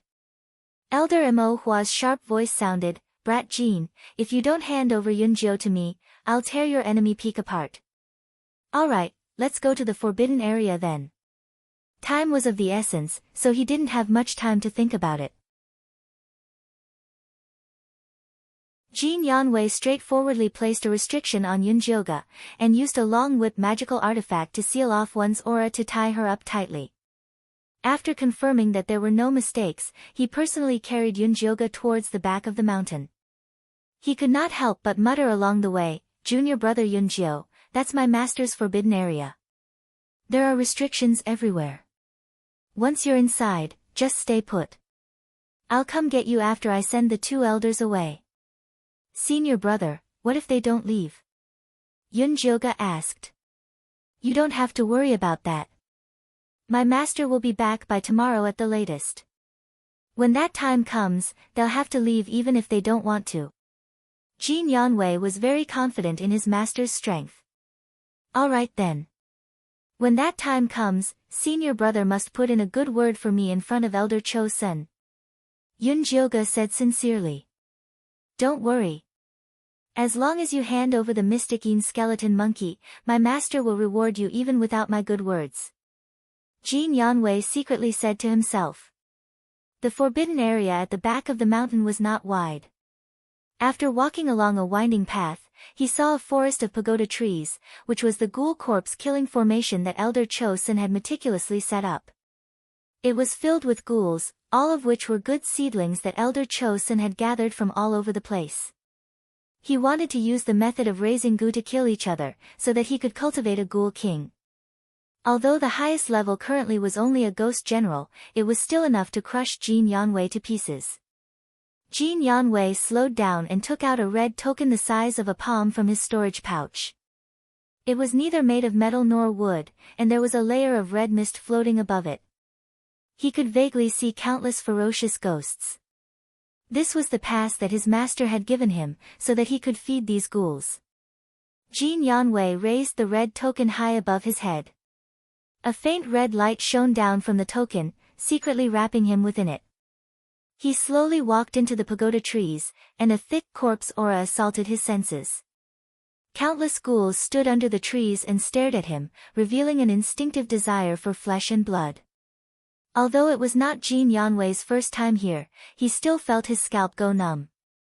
He randomly found a large pagoda tree, threw the bundled-up Yunjioge over it, and ran away without looking back. Yunjioge leaned against the tree trunk, looking at the pale and ferocious ghouls around her gloomily. Although Jin Yanwei had already given her enough spirit-sealing talismans, it still could not stop the fragrance of her tender flesh. Not long after she put her down, the ghouls began to stir and staggered towards her. This Jin Yanwei must have done this on purpose, so that she could release the profound Yin skeleton monkey to save her life. Although Yunjioge had already seen through their scheme, she had no choice but to comply. Who told him to disappear as soon as he entered the great corpse ghost formation? "Little monkey, come out." Yunjioge carefully chanted the summoning incantation, and the little skeleton monkey flew out from her storage bag. After quickly assembling itself, it spat out a faint yin qi that enveloped her, concealing her human scent. Even so, the ghouls still circled around Yunjioge, as if they were watching a bunch of monkeys. In the blink of an eye, there were 3 layers inside and 3 layers outside. The thick corpse stench almost suffocated Yunjioge to death. "Little monkey, spit out some air." Yunjioge could also see that the little skeleton monkey was slacking off. "Kacha kacha." The little skeleton monkey shook its head at Yunjioge in dissatisfaction. The soul fire in its eye sockets was extremely small. It had been locked up for a long time, so naturally it did not want to work. "Little monkey, be good. After big sister is done with this, I'll make you a big bucket of yin qi water to drink, okay?" Yunjioga hurriedly coaxed. Ever since entering the small hidden realm, the profound Yin monkey's source of Yin Qi had been cut off. It was no wonder that it was angry. The skeleton monkey raised a finger, indicating that it wanted to add another bucket. 1 bucket is too much. 2 scoops at most. Yunjioga flatly refused. It was not easy to get a bucket of Yin Qi water for this guy, so she could not let it get used to its bad habit. The little skeleton monkey's soul fire flickered. Then, it seriously stretched out its palm, indicating that it wanted 5 scoops. Fine, 5 scoops it is. Yunjioga gave in. These ghouls were really too smelly. The little skeleton monkey's lower jaw moved in satisfaction, revealing a smile. Then, it prepared to pour more Yin Qi into it. Suddenly, a thumping sound came from the ground in the distance. The surrounding ghouls screamed in fear, then scattered in all directions as if they had seen a ghost.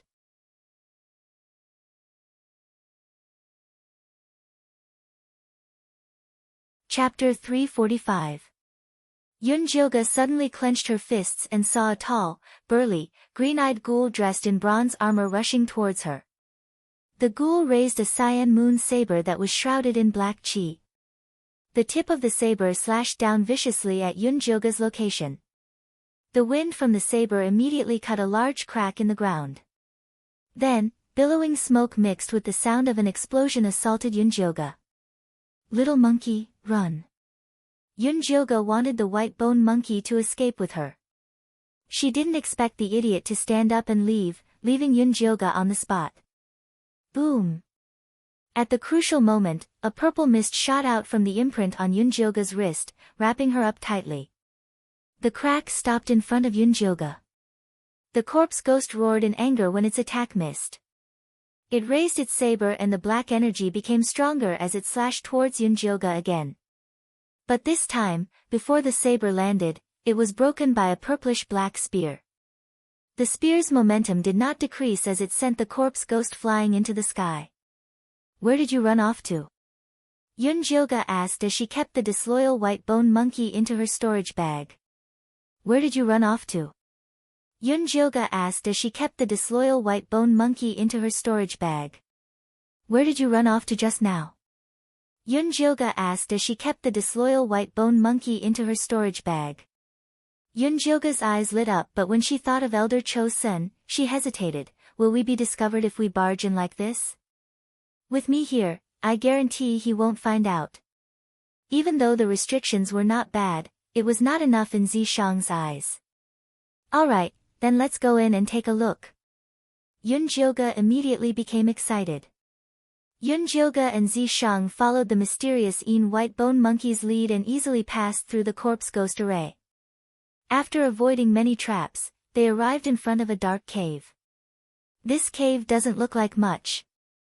Yunjioga looked around the empty cave and did not find anything out of the ordinary. Condense the Yin energy in your forehead and look carefully. See if there's anything on the ground and walls. Zishang placed his palm behind Yunjioga, lending her some strength. Yunjioga opened his spiritual eye and took a closer look. Indeed, he discovered that the cave walls and the ground were filled with black Yin spirit runes. They were like a spider web that was tightly interwoven, waiting for its prey to take the bait. This is the Netherworld 4 Slaughter Formation. Even though it hasn't been set up completely, its might isn't weak. If one were to enter rashly, then not only would one's body be instantly destroyed by the formation, one's soul would be captured as well. It's extremely vicious. Zishang explained. How do we get in? At first, Yunjioga didn't think so. Now, he realized that the cave was giving off a huge pressure. What are you afraid of when I'm here? Zishang laughed with ridicule, and then he summoned the dark Yin skeleton monkey over. The mystic Yin white bone monkey was very respectful towards Zishang and obediently walked over. Zishang unceremoniously dismantled the mystic Yin white bone and reassembled it into the shape of an umbrella. The monkey head happened to be facing Yunjioga. Why did you do this to it? Yunjoga looked at the skeleton monkey's pitiful soul fire, his heart filled with sympathy. I've thought about it. This netherworld 4-kill formation requires an extreme yin chi to defend against it, Zishang said. Then will the little monkey be in danger? If there was danger, then forget it. Compared to looking for some unknown watermelon, it was more important to protect this sesame seed in his hand.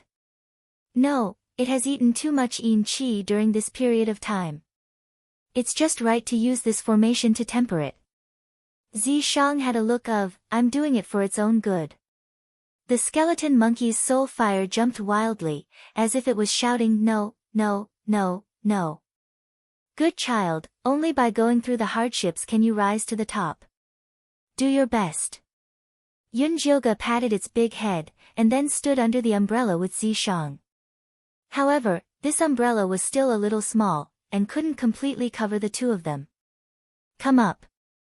Zishang squatted down, looking like he was going to let Yunjoga carry him away. Yunjoga didn't hesitate to get on his back.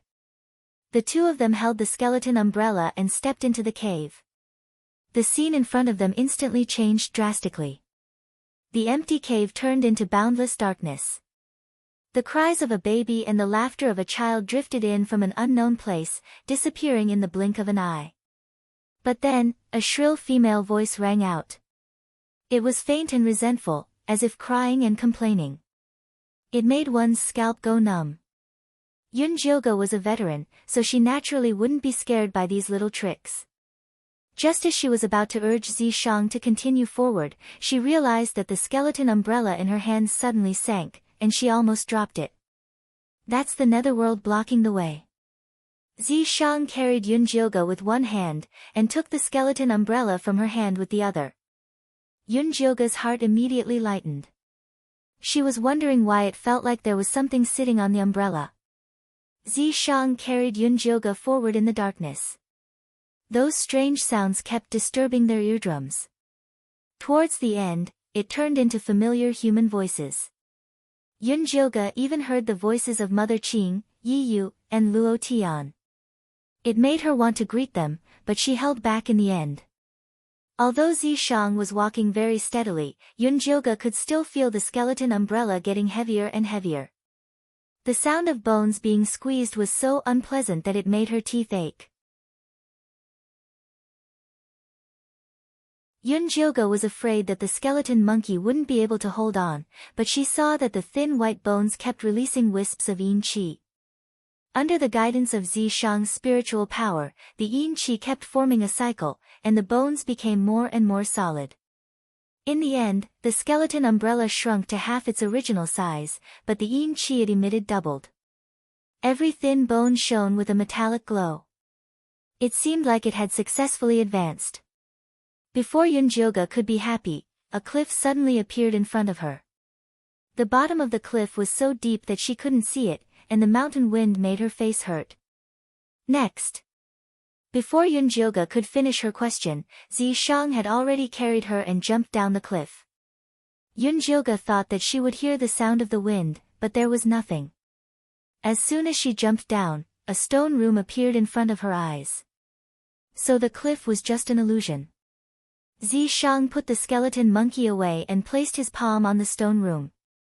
With the invasion of the purple mist, the stone room opened wide, and waves of light came from treasures. This was a treasure room. This treasure room was very spacious. There weren't many things, but they were arranged very neatly. On the left stood a row of yin corpses that looked like monkeys. There were over 100 of them and they were covered in yin spirit runes, looking fierce and scary. In the middle was a light screen with over 10 small balls of light. Inside were high-level totem weapons, the lowest was a 4th-grade totem weapon. They were much higher level than Yunjoga's bone spike and thunder snake whip. She couldn't help but be envious, but she didn't dare have any ideas. On the right was a row of medicine cabinets carved from flower branches and spirit wood. Bottles of pills were neatly arranged on top of the cabinets. They were all top-notch pills that were extremely useful for cultivation. There was even a bottle of foundation building pills. Below the cabinets was a huge jade medicine cabinet with countless beautiful blood lotus flowers stacked on top of each other. This elder Cho-sun is quite rich. Yun Jioga was very moved. A golden core ancestor was truly rich. The real good things aren't here. Zi Shang gave a faint smile and pointed at the bottom of the medicine cabinet.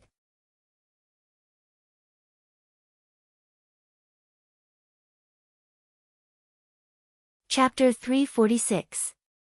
You mean there's a secret room below? Yun Jioga was excited. Being able to be hidden so tightly by Cho-sun, the treasures in this secret room must not be ordinary. Stand back first. Zi Shang had Yun Jioga back to the door. Then he began to draw some runes on the bottom of the medicine cabinet. It was the floating talisman. When the last rune was finished, the small array flashed with a faint blue light. Then the incomparably heavy medicine cabinet slowly rose up, revealing the black-red floor below. This black-red floor was covered in blood-red Een spirit runes. It was like blood-red eyes staring at the intruder, releasing a cold and gloomy aura. Zi Shang had done a lot of research on nether spirit formations. Once he found the entry point, he poured an extremely pure purple qi into it. The blood-red eyes seemed like they were hypnotized as they slowly closed their eyes. Following that, the floor split open on both sides, and a blood-red coffin emerged from the ground. The Een spirit runes carved on the coffin looked like blood-red chains, and it emitted a nauseating stench. Yun Jioga quickly swallowed 2 poison-repelling pills, feeling a bit better. He asked Zi Shang, "This coffin doesn't seem right." The Een spirit runes on it are soul-nourishing talismans. It uses the spiritual energy of the blood to nourish the soul. Zi Shang said this while walking around the coffin a few times, carefully studying the method to open it. "Do you think the thing inside is Cho-sun's Een corpse?" Yun Jioga asked with great interest. It said that no one in the Een corpse sect had ever seen Cho-sun's Een corpse. "We'll know once we open it." Zi Shang quickly found a way to open it. After pouring in his unique purple demonic energy, the lid of the coffin opened to the side. A very nice fragrance came from the coffin. It was the smell of the blood lotus. Yun Jioga couldn't help looking into the coffin. He was instantly shocked. What was lying inside was not a Een corpse, but rather a beautiful girl wearing sky-blue robes. Her skin was white, her eyebrows were like a painting, her nose was straight and delicate, her red lips were slightly curled up, as if she was smiling, making people feel happy. Her chin was small and exquisite. It was very perfect. But the most important thing was that this young girl was actually at the late golden core stage. With Cho-sun's temper, he should have immediately refined this kind of good material into a Een corpse. Why would he put it here? Yun Jioga couldn't help but take a closer look at the girl. He found that Si Yoyue's chin was somewhat similar to this girl's. Could this be the reason why Cho-sun doted on Si Yoyue? Then what was the relationship between this girl and Cho-sun? They couldn't be lovers, right? This woman's soul has been taken away. Zi Shang raised his eyebrows. Cultivators in the later stage of the gold core realm all had the ability to self-destruct their gold core. When they encountered a situation where they could not be saved, they would use this big move.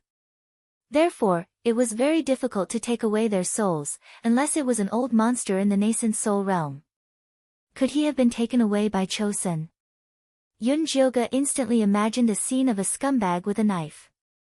Judging from Elder Mo Hua's ruthlessness, there was a high possibility of that happening. Zi Shang shook his head. "I don't think so. Look at the water in the coffin. It's formed by the blood lotus. There's no need for him to capture a person's soul and spend so much effort to preserve the corpse." Zi Shang shook his head. Only then did Yun Jioga realize that the amber liquid in the coffin was formed by the blood lotus. The bloodthirsty sect helped Cho-sun grow flowers in the Thunder Nation. Every year, they had to kill countless people for 10 flowers to mature. He didn't expect Cho-sun to use them as formalin. However, what shocked Yun Jioga the most was the small silk-like object in the girl's hand. If she wasn't wrong, it was a treasure map. Yunjioga couldn't help but reach out to take it. However, Zishang stopped him. Don't move.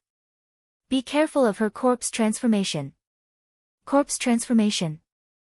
Didn't you say she wasn't a Yin corpse? Yunjioga stopped and asked. Look carefully at what's in the water. Zishang opened Yunjioga's spirit eye. Yunjioga looked carefully and realized that there were many transparent bugs in the water. They were densely packed and in the shape of chains. They were extremely similar to the Yin spirit runes on the outside of the coffin. Those are all high-level corpse bugs.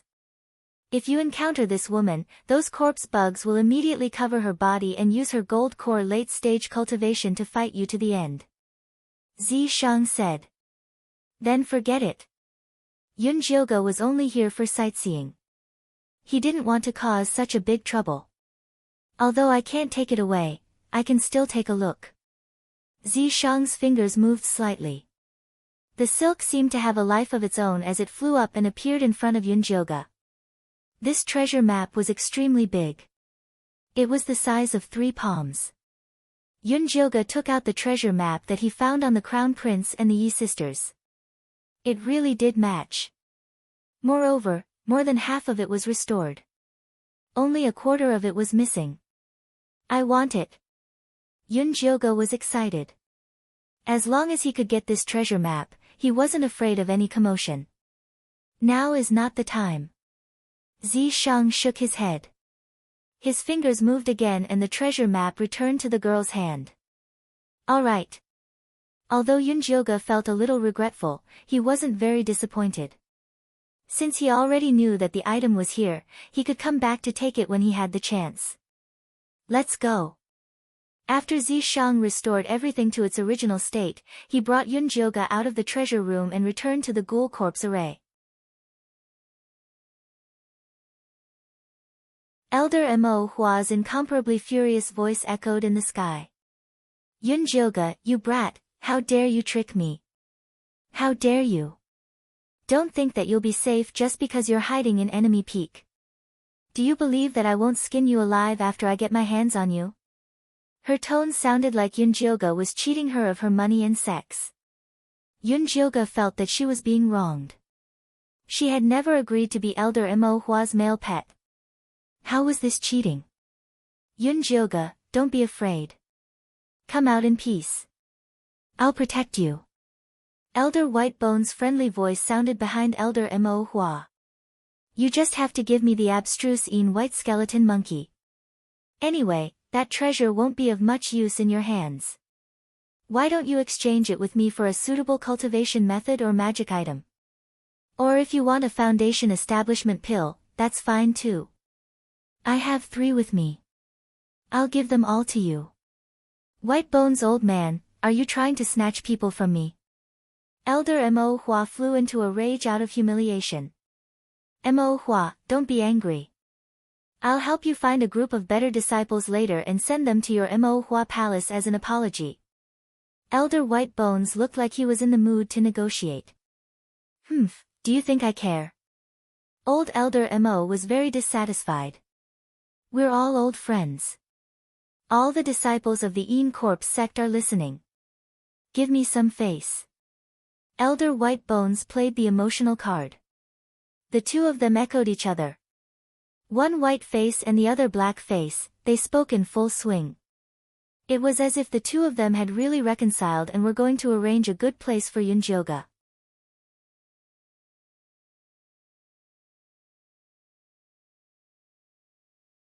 Chapter 347. If it was any other disciple, they would have been tempted to surrender. After all, these promises were made in front of the entire Yin Corpse sect. No matter how thick Elder Mo Hua and Elder Baigu's skin was, they couldn't go back on their words.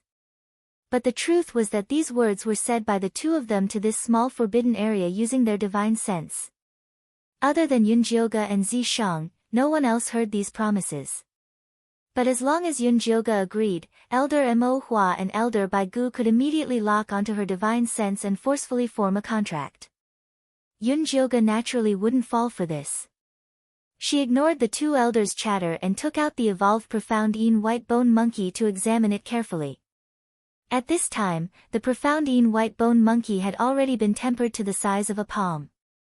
Its small bones were no longer pale white, but instead glowed faintly. It was like jade but not jade, crystal clear. The soul fire in its eye sockets had condensed into a soul stone.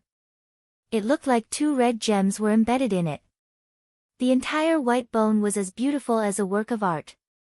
In the future, you don't need to open it and put it in a bag. Zishang rubbed the white bone monkey's head. It felt good. The white bone monkey heard that it didn't need to be locked in the small black room anymore. Before it could be happy, Zishang added, just tie it up and hang it around your waist. Good idea. Yunjioga immediately took out a red rope and wrapped it around the white bone monkey's neck twice before hanging it around his waist. The light white bone monkey didn't have any weight and hanging it around his waist didn't affect him at all. Kacha! The white bone monkey wanted to protest angrily but it failed under Zishang's gaze. It could only hang its head in despair, looking like a hanged ghost. Just as Yunjioga and Zishang were excitedly torturing the pitiful white bone monkey, the Great Hall of Enemy Peak was already burning with the flames of war. Little brat Jean, I think you want to do this the hard way. Elder Mo Hua and Elder Baigu spoke for a long time but couldn't get a response from Yunjioga. They couldn't help but flare up at Jean Yanwei. Elders, junior brother Yunjio really isn't at Enemy Peak. Don't make things difficult for me. Jean Yanwei had a bitter expression and acted very well. Stinking brat, you still dare to put on an act in front of me? Do you believe that I will use the soul-searching technique on you?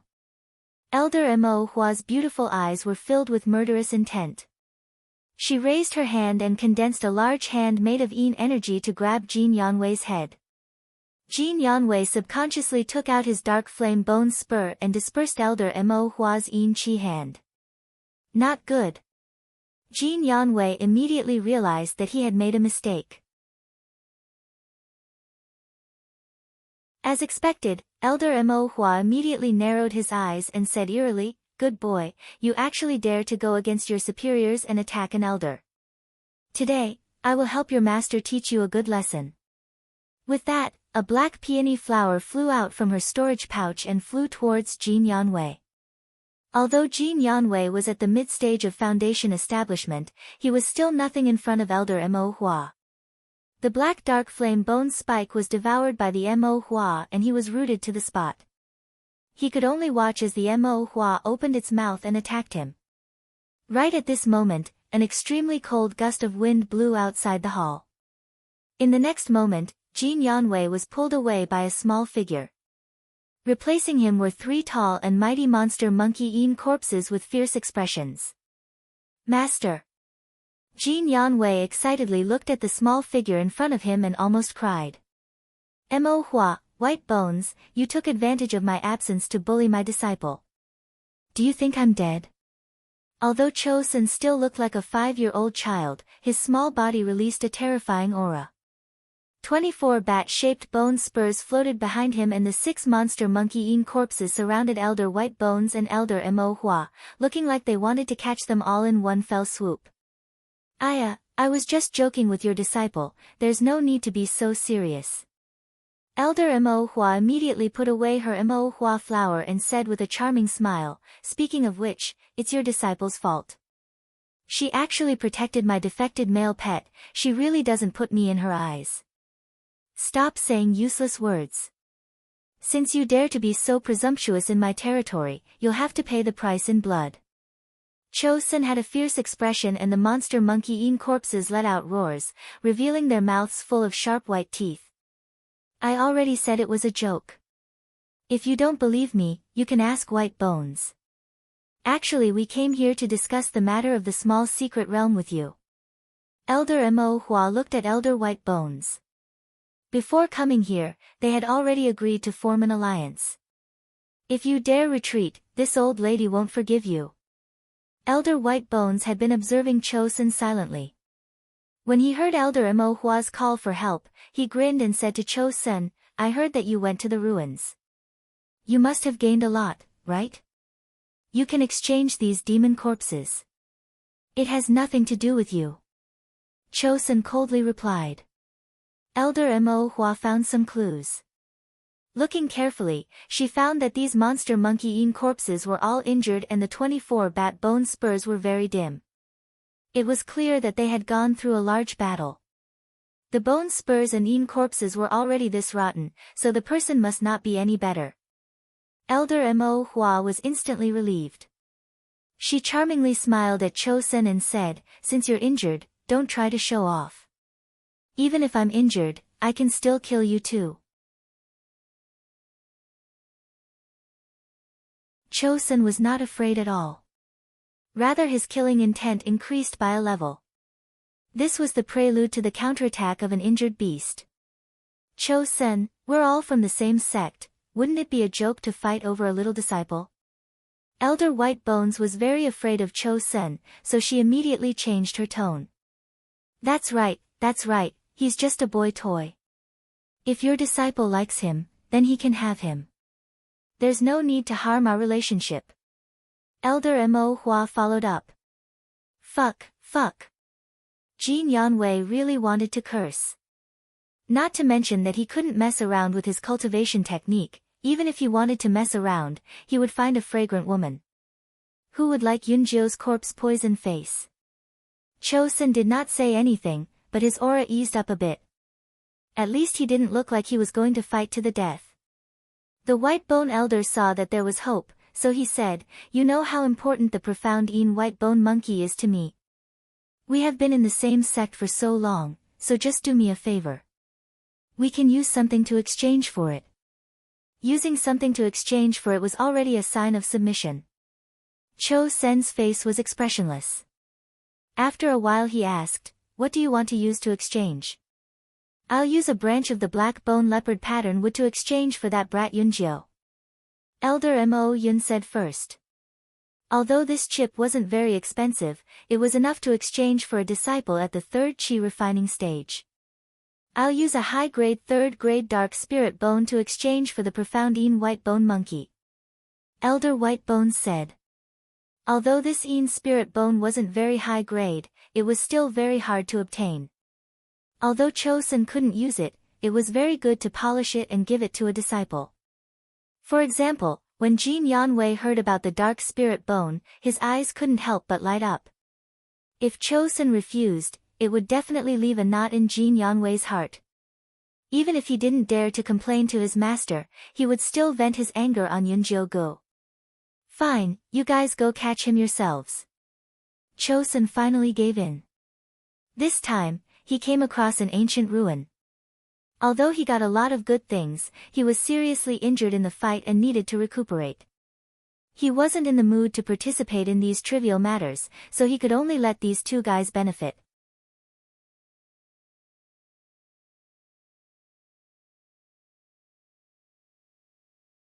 Chapter 348. We would like to capture them ourselves, but I'm afraid it's inconvenient. Elder White Bones said meaningfully. Chosun frowned and looked at Jin Yanwei, asking, "Where did you lock them up?" Jin Yanwei's forehead immediately broke out in sweat as he stammered, locked them up in the back mountain." Idiot. Chosun could not be bothered to beat his stupid disciple to death as he hurriedly flew towards the forbidden area. Elder Black Flower and Elder White Bones looked at each other and followed to watch the show. At this moment, Yunjioga was still squatting in the ghoul corpse array. Before she could rejoice over the White Bone Monkey's advancement, she found out from Zishang that Chosun had sold her to Elder White Bones and Elder Black Flower. "Chosun is not my master, nor is he my parents, why would he sell me?" Yunjioga was furious. She had wanted to use this opportunity to start a war between the three elders, but she did not expect Chosun to be so useless. "I can't stay here any longer." Zishang had originally wanted to let Chosun fight with Black Flower and White Bones first, then he would reap benefits as Yunjioga's Een corpse.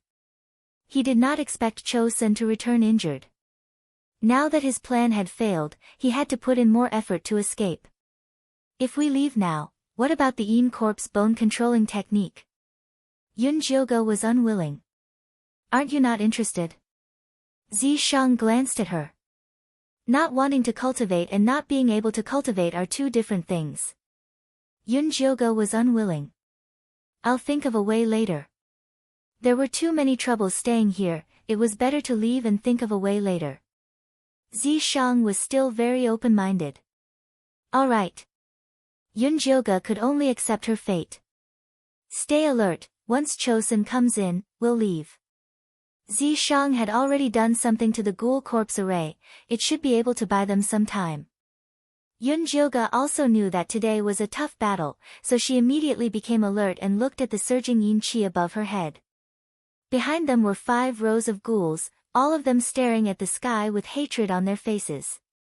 The one leading them was the bronze ghost general that Zishang had sent flying. Its face was filled with deep hatred, the large blade in its hand was pointed at the sky. Cho Sen's speed was extremely fast. Once he saw the locust tree forest, he rushed in without hesitation. This was his territory, and the one being locked up was a little brat at the 5th stage of qi condensation. Even if Yunjio had the mysterious Yin white bone, he didn't take it to heart. Cho Sen had just rushed into the locust tree forest when he was greeted by a black light. The ghouls he had raised all charged at him as if they had seen an enemy. Well, in a sense, Cho Sen was indeed their enemy. Cho Sen formed a hand seal, wanting to control the ghoul corpse array to suppress these ghouls who dared to rebel. Unexpectedly, the ghoul corpse formation did not operate according to his will.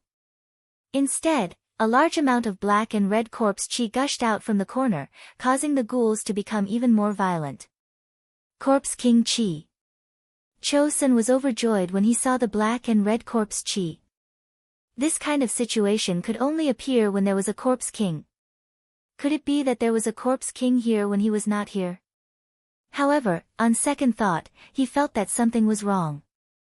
The most powerful ghoul in this ghoul corpse formation was only at the level of a ghost general. Even if the other ghouls ate immortal pills, they would not be able to evolve so quickly. Many thoughts flashed through Cho Sen's mind, but his hands did not slow down. He pointed at the place where the corpse qi had erupted and the bat bone spikes swarmed over, but he never thought that they would be trapped by the black and red corpse qi. Cho Sen's brows furrowed, and he brought the demon monkey Yin corpse to personally investigate the situation. Let's go. Zishang saw that Cho Sen had fallen for his trap, so he immediately carried Yunjioge and flew out of enemy peak. Elder Mo Hua and Elder White Bones were floating in the air watching the show. Suddenly, they saw a figure charging out of the locust tree forest as fast as lightning, and they subconsciously blocked it. Elder Mo Hua's ink flower released countless petals, like a goddess scattering flowers. It was extremely spectacular. In reality, it was a group of the most savage bloodthirsty flying insects, covering the sky as they attacked Yunjioge and Zishang. Elder White Bones took off the string of small skulls from his neck and threw them out, turning them into 5 large skulls. The soul fire in the eyes of the large skulls was dark black, and their bodies were covered in an incomparably dense black mist.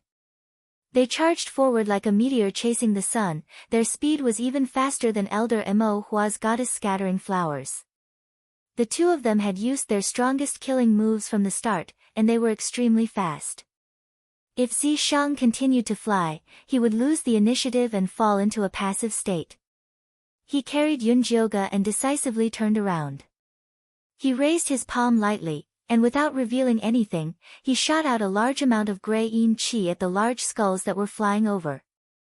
The large skulls opened their mouths, and all the Yin qi was sucked into their mouths.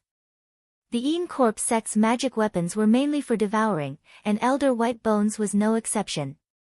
These 5 skulls had a huge appetite, and nothing could escape their mouths. It was a pity that they were hit this time. The grey Yin qi that they had just swallowed was mixed with countless amounts of cold energy, and it instantly froze them into 5 large ice cubes, and they began to roll around on the spot. Elder Mo Hua's goddess scattering flowers was also blocked by the Yin qi that Zishang had created. Living corpse. Elder Mo Hua and Elder White Bones' eyes were extremely sharp, and in just a few moves, they had clearly seen Zishang's appearance. Gray hair and gray eyes, a stunning appearance, and agile movements. Its body was filled with a thick corpse aura, and it was actually a 1,000-year-old living corpse.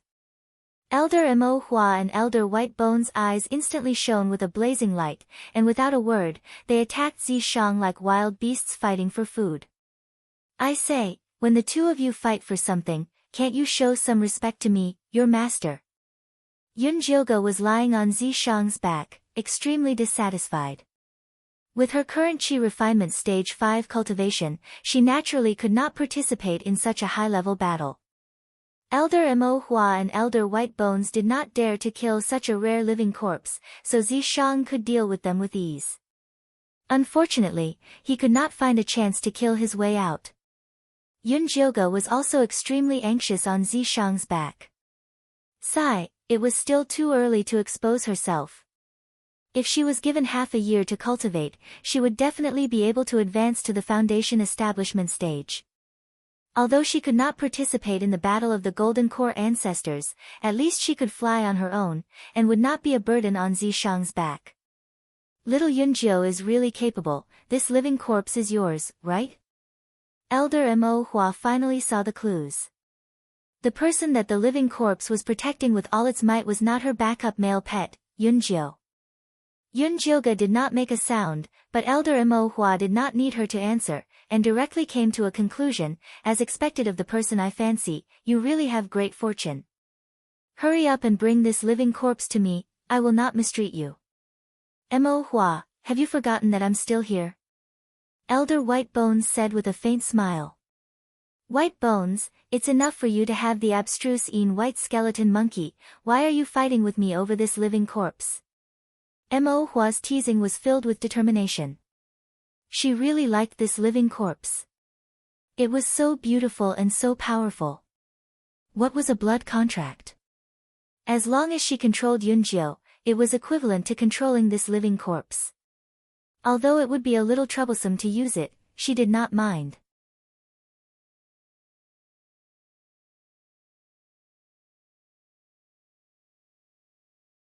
Chapter 349.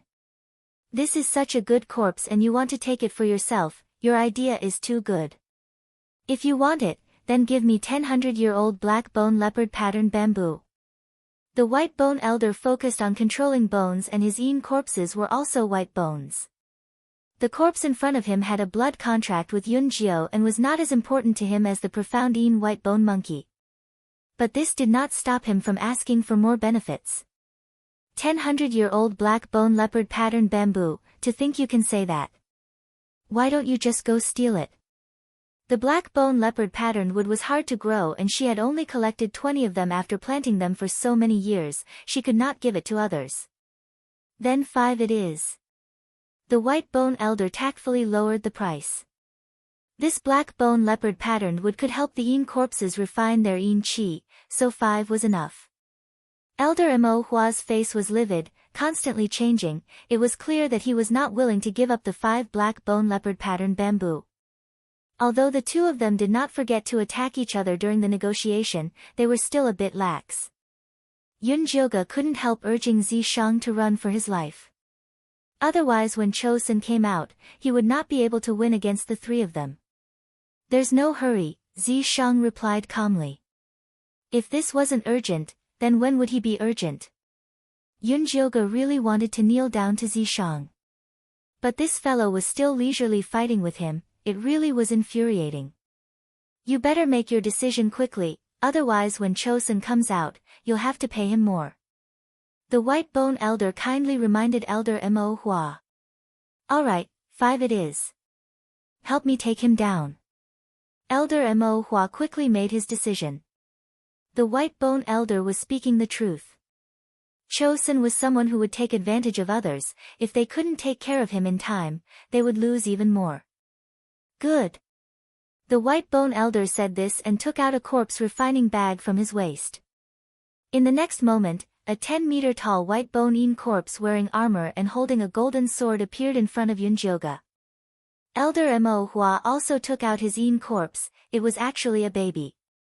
His skin was purplish-black, and his face was terrifyingly dry. He was only wearing a red dudu, and what was embroidered on the duda was not an auspicious pattern, but a picture of 100 ghosts struggling in hell.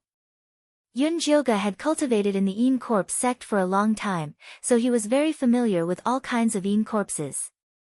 With a glance, he could tell that the infant corpse in front of him was one of the ghost corpses. First, he refined an infant with a Een spirit root into a mummy, and then stuffed it with 81 high-grade malicious spirits.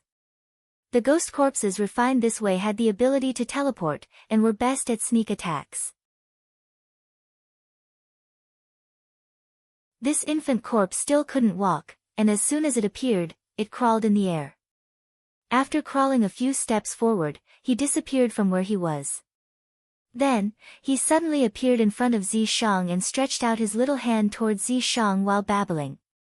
The small palm was also purplish-black in color, but there was a black hole in the center of the palm. Countless ghosts were screaming and pouncing toward them. Zishang's reaction was extremely fast.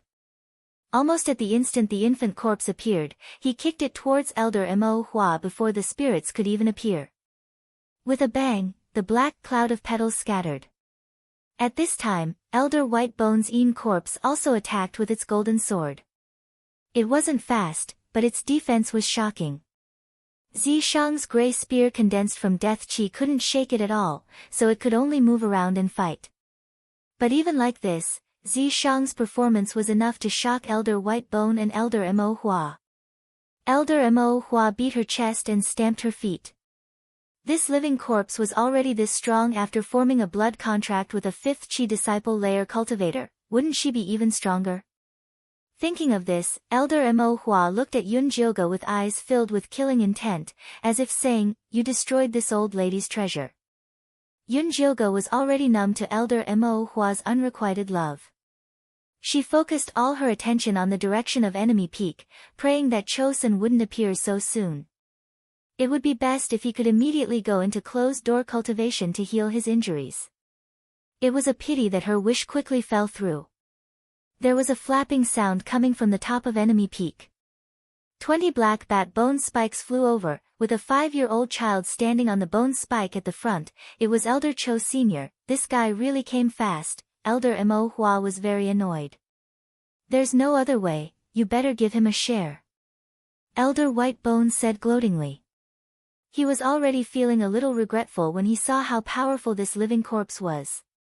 Now that he saw Chosun coming over, he really hoped that he would let Mo Hua bleed so that she wouldn't be twice as powerful after obtaining this living corpse.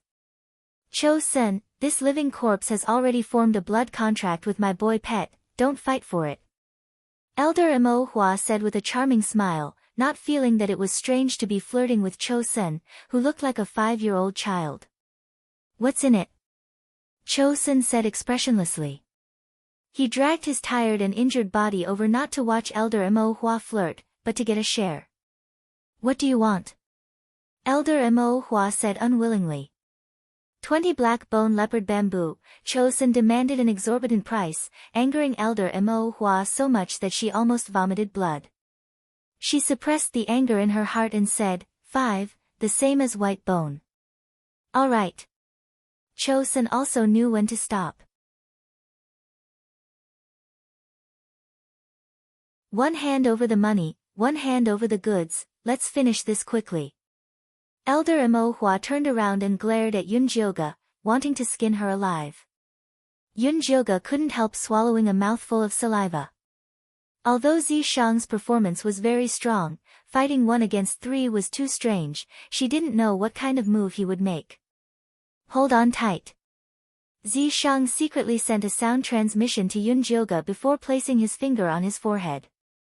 The blood tattoos that he had hidden slowly appeared, appearing very conspicuous on his pale white skin. "Blood Eye." Elder Mo Hua and Elder White Bone both cried out in alarm before quickly retreating. Even the heaven-shattering Chosun didn't dare come close. This blood eye was something that only Een corpses with special physiques could cultivate. It had a strong and terrifying curse ability. It was one of the most troublesome skills. Zishang wasn't a Een corpse, so naturally he didn't have the blood eye ability, but this didn't stop him from overstepping his boundaries. When he was prepared to open the fake blood eye and give the three of them a real curse, a bell suddenly rang from the Een Corp sect master's peak. That was the sound of the sect master returning. As the bell rang, an extremely pure Een energy rushed out from the Een energy cemetery of Een Corp's sect, separating Yunjilga from Cho Sen and the others. Yunjilga broke out in a cold sweat when she heard the bell.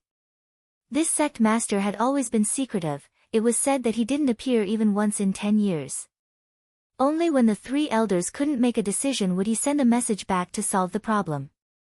This time in the small mystery realm, he had also sent a message to the three elders to find out the reason for his disappearance. He didn't expect that he would suddenly return. Go, go, Yunjilga urged. She wanted to jump off Zishang's back and slip away. The sect master had the right to activate the sect's protective formation. If they were really trapped here, they really wouldn't be able to escape.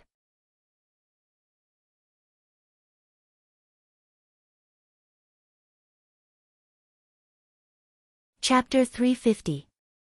No need. Zishang had already realized that the Een energy was protecting them. At this moment, an ancient voice came from the sect master's hall and entered everyone's ears clearly. Come down. Elder Whitebone and Elder Mo Hua immediately stopped and landed in the hall without delay. It seemed that they were very respectful towards this sect master. Cho Sen also followed them with a stern expression. Let's go take a look. Zishang also landed at the entrance of the sect master's hall with Yunjilga. The grey hall was empty and cold with a tall and majestic stone door. A tall man in black stood in the middle of the hall and said coldly with his back facing everyone, I actually didn't know that Een Corp's sect had become such a place where the strong bullies the weak and openly bullies disciples. Sect master, you've misunderstood.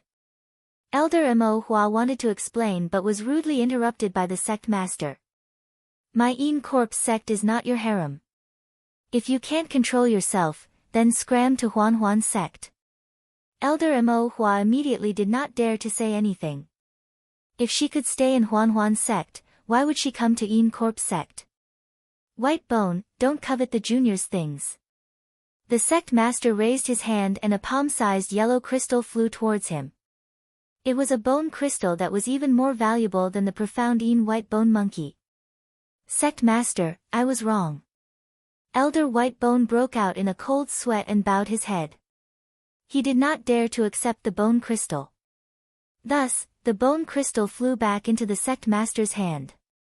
It seemed that he did not intend to give it away for free. Elder Chosen did not say a word and the sect master ignored him. Instead, he suddenly gave an order. From today onwards, Yunjiu is a disciple of our sect master's peak. If anyone dares to have any ideas about him, don't blame me for being impolite. After saying that, he flicked his sleeves and disappeared from the spot. From the beginning to the end, he didn't even turn around to look at the crowd. Yunjilga was stunned by this pie that fell from the sky and stood rooted to the ground. This sect master had used the back of his head to suppress three elders. He was too awesome and had character. Little Yunjiu is really lucky. Elder Mo Hua looked at Yunjilga eerily, then looked at Zishang, who was standing next to her, with a pained expression.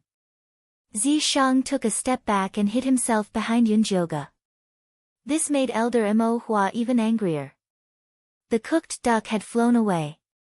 She was so angry that her teeth were about to bleed. But since the sect master had given the order, no matter how brave she was, she wouldn't dare to openly force him. Elder Mo Hua, you flatter me. Yunjilga regained his senses and immediately returned the favor. I hope you can live up to my compliment. Elder Mo Hua fiercely threw down this sentence and left without looking back. Elder Whitebones swept his gaze over Yunjilga. Although he didn't say anything, his expression clearly said, just you wait, I'll kill you one day. As for Cho Sen, he had already turned around and left the moment the sect master left. In the blink of an eye, she was the only one left in the hall. What do we do now? Yunjilga looked at Zishang. This fellow was also a freak. Previously, when he was forced to hide, he wanted to show his face every day. Now that he could appear openly, he fell in love with being invisible.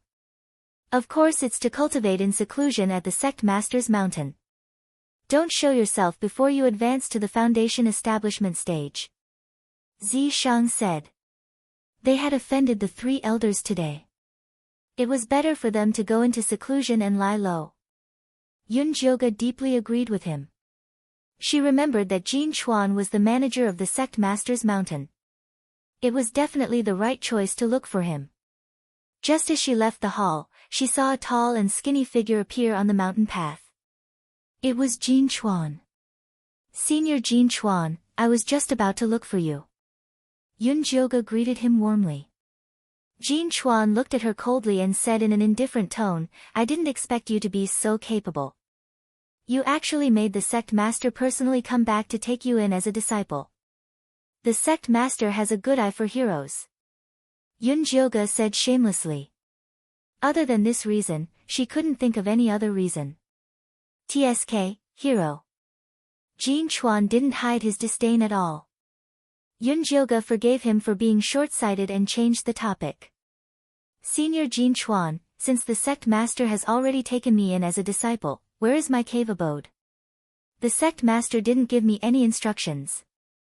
How would I know? Jin Chuan's attitude was very bad. It didn't seem like he was familiar with Yun Jioga at all. Senior Jin Chuan, if I remember correctly, I still have something on you. Yun Jioga couldn't help but remind him to be nicer and not to offend her.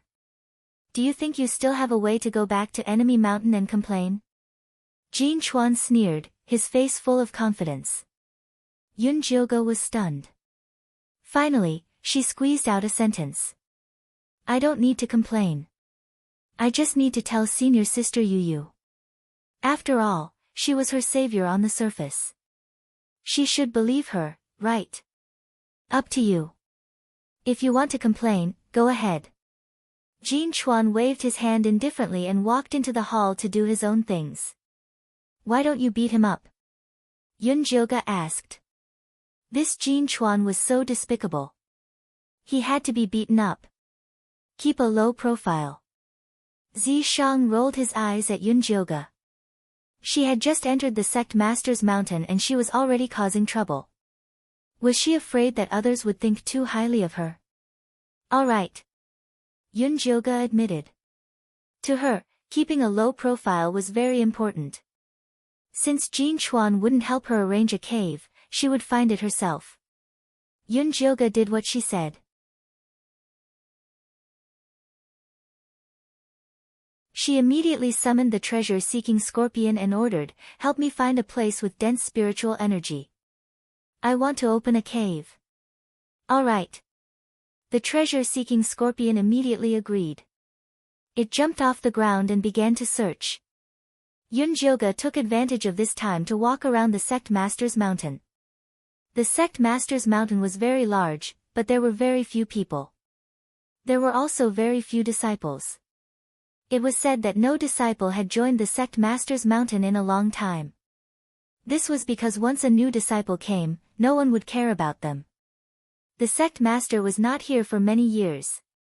Everything was left to the vice peak master. But this vice peak master was a strange person. He was in closed-door cultivation for many years and threw everything to his eldest disciple, Xian Ning. Xian Ning was a very loyal person. It was a pity that after he reached the late foundation establishment realm, he went out to train in order to find his own Yin corpse. It had already been 2 years, but there was no reply. If it wasn't for the fact that his soul lamp was still lit, people would have thought that he had already died. The sect master's mountain was like a group of dragons without a leader. Everyone swept the snow in front of their door, not caring about the frost on other people's roof. The new disciples were left to fend for themselves. There was no one to teach them techniques and there was no one to guide them in cultivation. The disciples that joined before had all secretly changed sects and went to other peaks. The other peaks accepted them unconditionally, making the sect master's mountain even more desolate. The sect master's mountain is this desolate, but Elder Mo Hua and Elder White Bone are still afraid of the sect master. This sect master is definitely not simple. Yunjioga had a look of sorrow. She had a very good impression of this sect master who saved her from danger.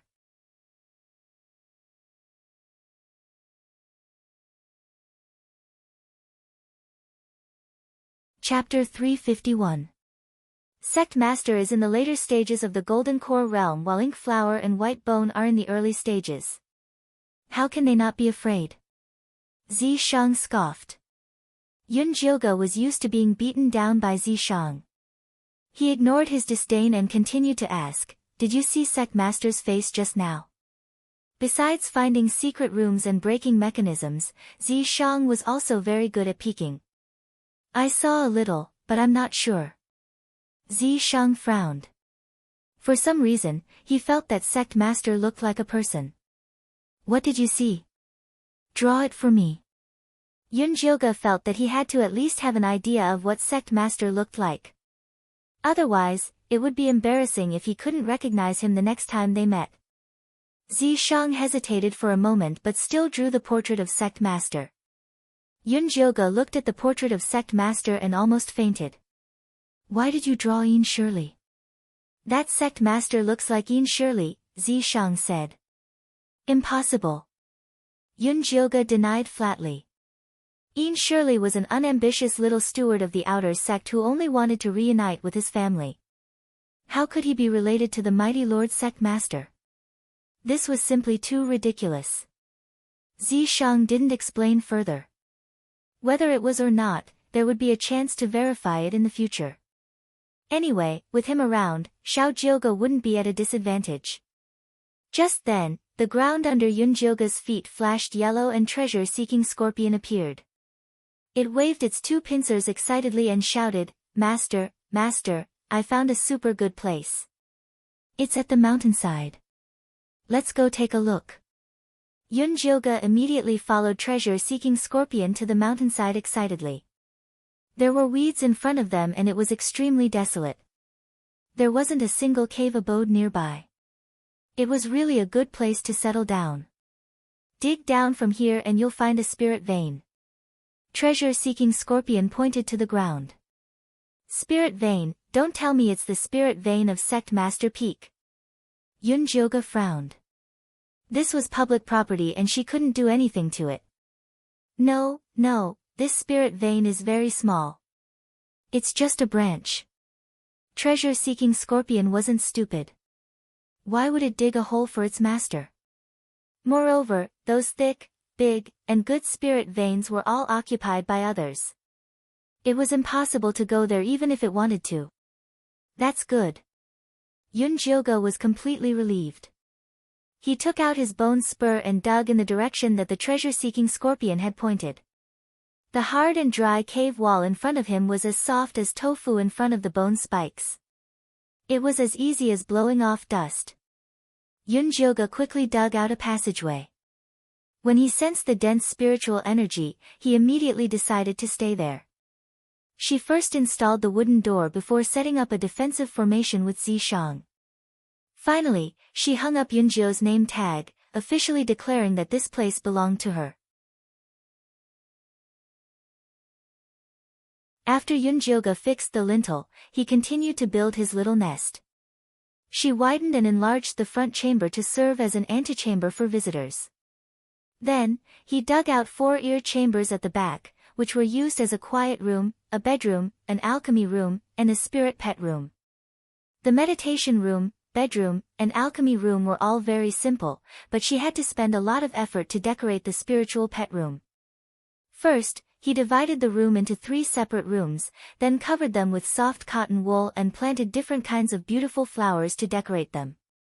Finally, he put the treasure-seeking scorpion couple, Pippi Mouse, and the insect cocoon made by the little mother goo into these 3 separate rooms. After eating the pearl fish's inner core, the female scorpion's body became fatter again, from the size of 3 fingers to the size of a palm. The originally light purple carapace now had a little colorful pattern, which would reflect a faint colorful light in places where the sun was strong. It was very beautiful. "Wife, this is the place that Master arranged. Do you like it?" The treasure-seeking scorpion said to his wife. Although it had also gained a lot of weight during this time, it looked a little petite next to the sturdy female scorpion, but it didn't care at all. Whenever there was something delicious to eat or drink, it would give it to his wife first. After the scorpion was full, he would start to eat the leftovers. However, the female scorpion would leave a lot of leftovers every time. I like it. It's so beautiful. The female scorpion crawled inside and circled a few times, reluctant to come out. However, what it liked the most was the scorpion grass at the entrance of the cave. That was the spiritual grass that accompanied the scorpion nest, and it was also the smell that it had smelled since it was young. It was at ease and comfortable, and it couldn't be any better. As long as you like it. The treasure-seeking scorpion was also very satisfied with this nest, and it felt even more certain that it had followed the right master. Especially after Yunjioga gave them a bottle of cherry pills in the name of celebrating the housewarming, the husband and wife were so excited that they shed tears of gratitude. They said that they must hurry up and make scorpions, so that they wouldn't let down their master's expectations of them. You can't rush things like giving birth. You are still young, so don't be anxious. Let fate decide.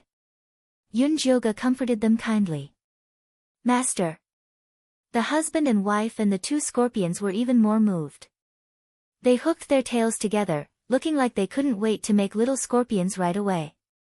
Yunjioga faked 2 coughs and tactfully retreated. When Yunjioga left the spirit pet room, she didn't expect to see Zishang standing behind her when she turned around. She didn't know what he was thinking, but he was extremely lost in thought. What are you doing here? You can't be peeking at them making little scorpions, right? Yunjioga looked at him with disdain, as if she didn't expect him to be such a demon. I can make little demons myself, why do I need to peek at them? Zishang came back to his senses. He blinked his eyes, and the spring light shone in all directions. He had a flirtatious look again. Hee, then do your best. Yunjioga patted Zishang's shoulder and went to the quiet room to prepare to meditate and cultivate. Before the news of the poison in her dantian came, Zishang could only hold back his dual cultivation. If the essence couldn't come out, where would she go to make little demons? So if Zishang wanted to, he could only do his best. Zishang wasn't annoyed. He followed Yunjioga to the quiet room and accompanied her to watch her cultivate. A few days after Yunjioga opened her cave, the omnipotent little fatty came to her door. How did you know that I live here? Yunjioga was really shocked when she saw little fatty at the door. My uncle told me. He has already recorded your cave abode. Little fatty huffed heavily with his hands on his knees. His face was covered in sweat. An outer sect disciple like him couldn't use the God Strider talisman at the sect peak. He could only walk up step by step. He was almost exhausted to death. Yunjioga didn't know that Jin Chuan would record her cave abode. But even so, Jin Chuan still hated it. But little fatty's words were really cute. Therefore, Yunjioga warmly invited little fatty in as a guest. Senior brother Yunjio, your place is amazing. Little fatty looked at the spacious and clean cave abode before him with a face full of admiration. A chi refinement cultivator could enjoy such treatment. Even the sect master's own son didn't have it. Why are you looking for me today? Yunjioga poured a cup of hot tea for little fatty. Little fatty picked it up and took a sip. Then, he told Yunjioga something very seriously, you're tuning into the Blissful Bookshelf YouTube channel. We're so grateful for your support and don't forget to subscribe to join us on this incredible journey through captivating stories. Your generosity through donations truly makes a world of difference, as it's the primary source of revenue that allows me to expand and enhance this channel for you.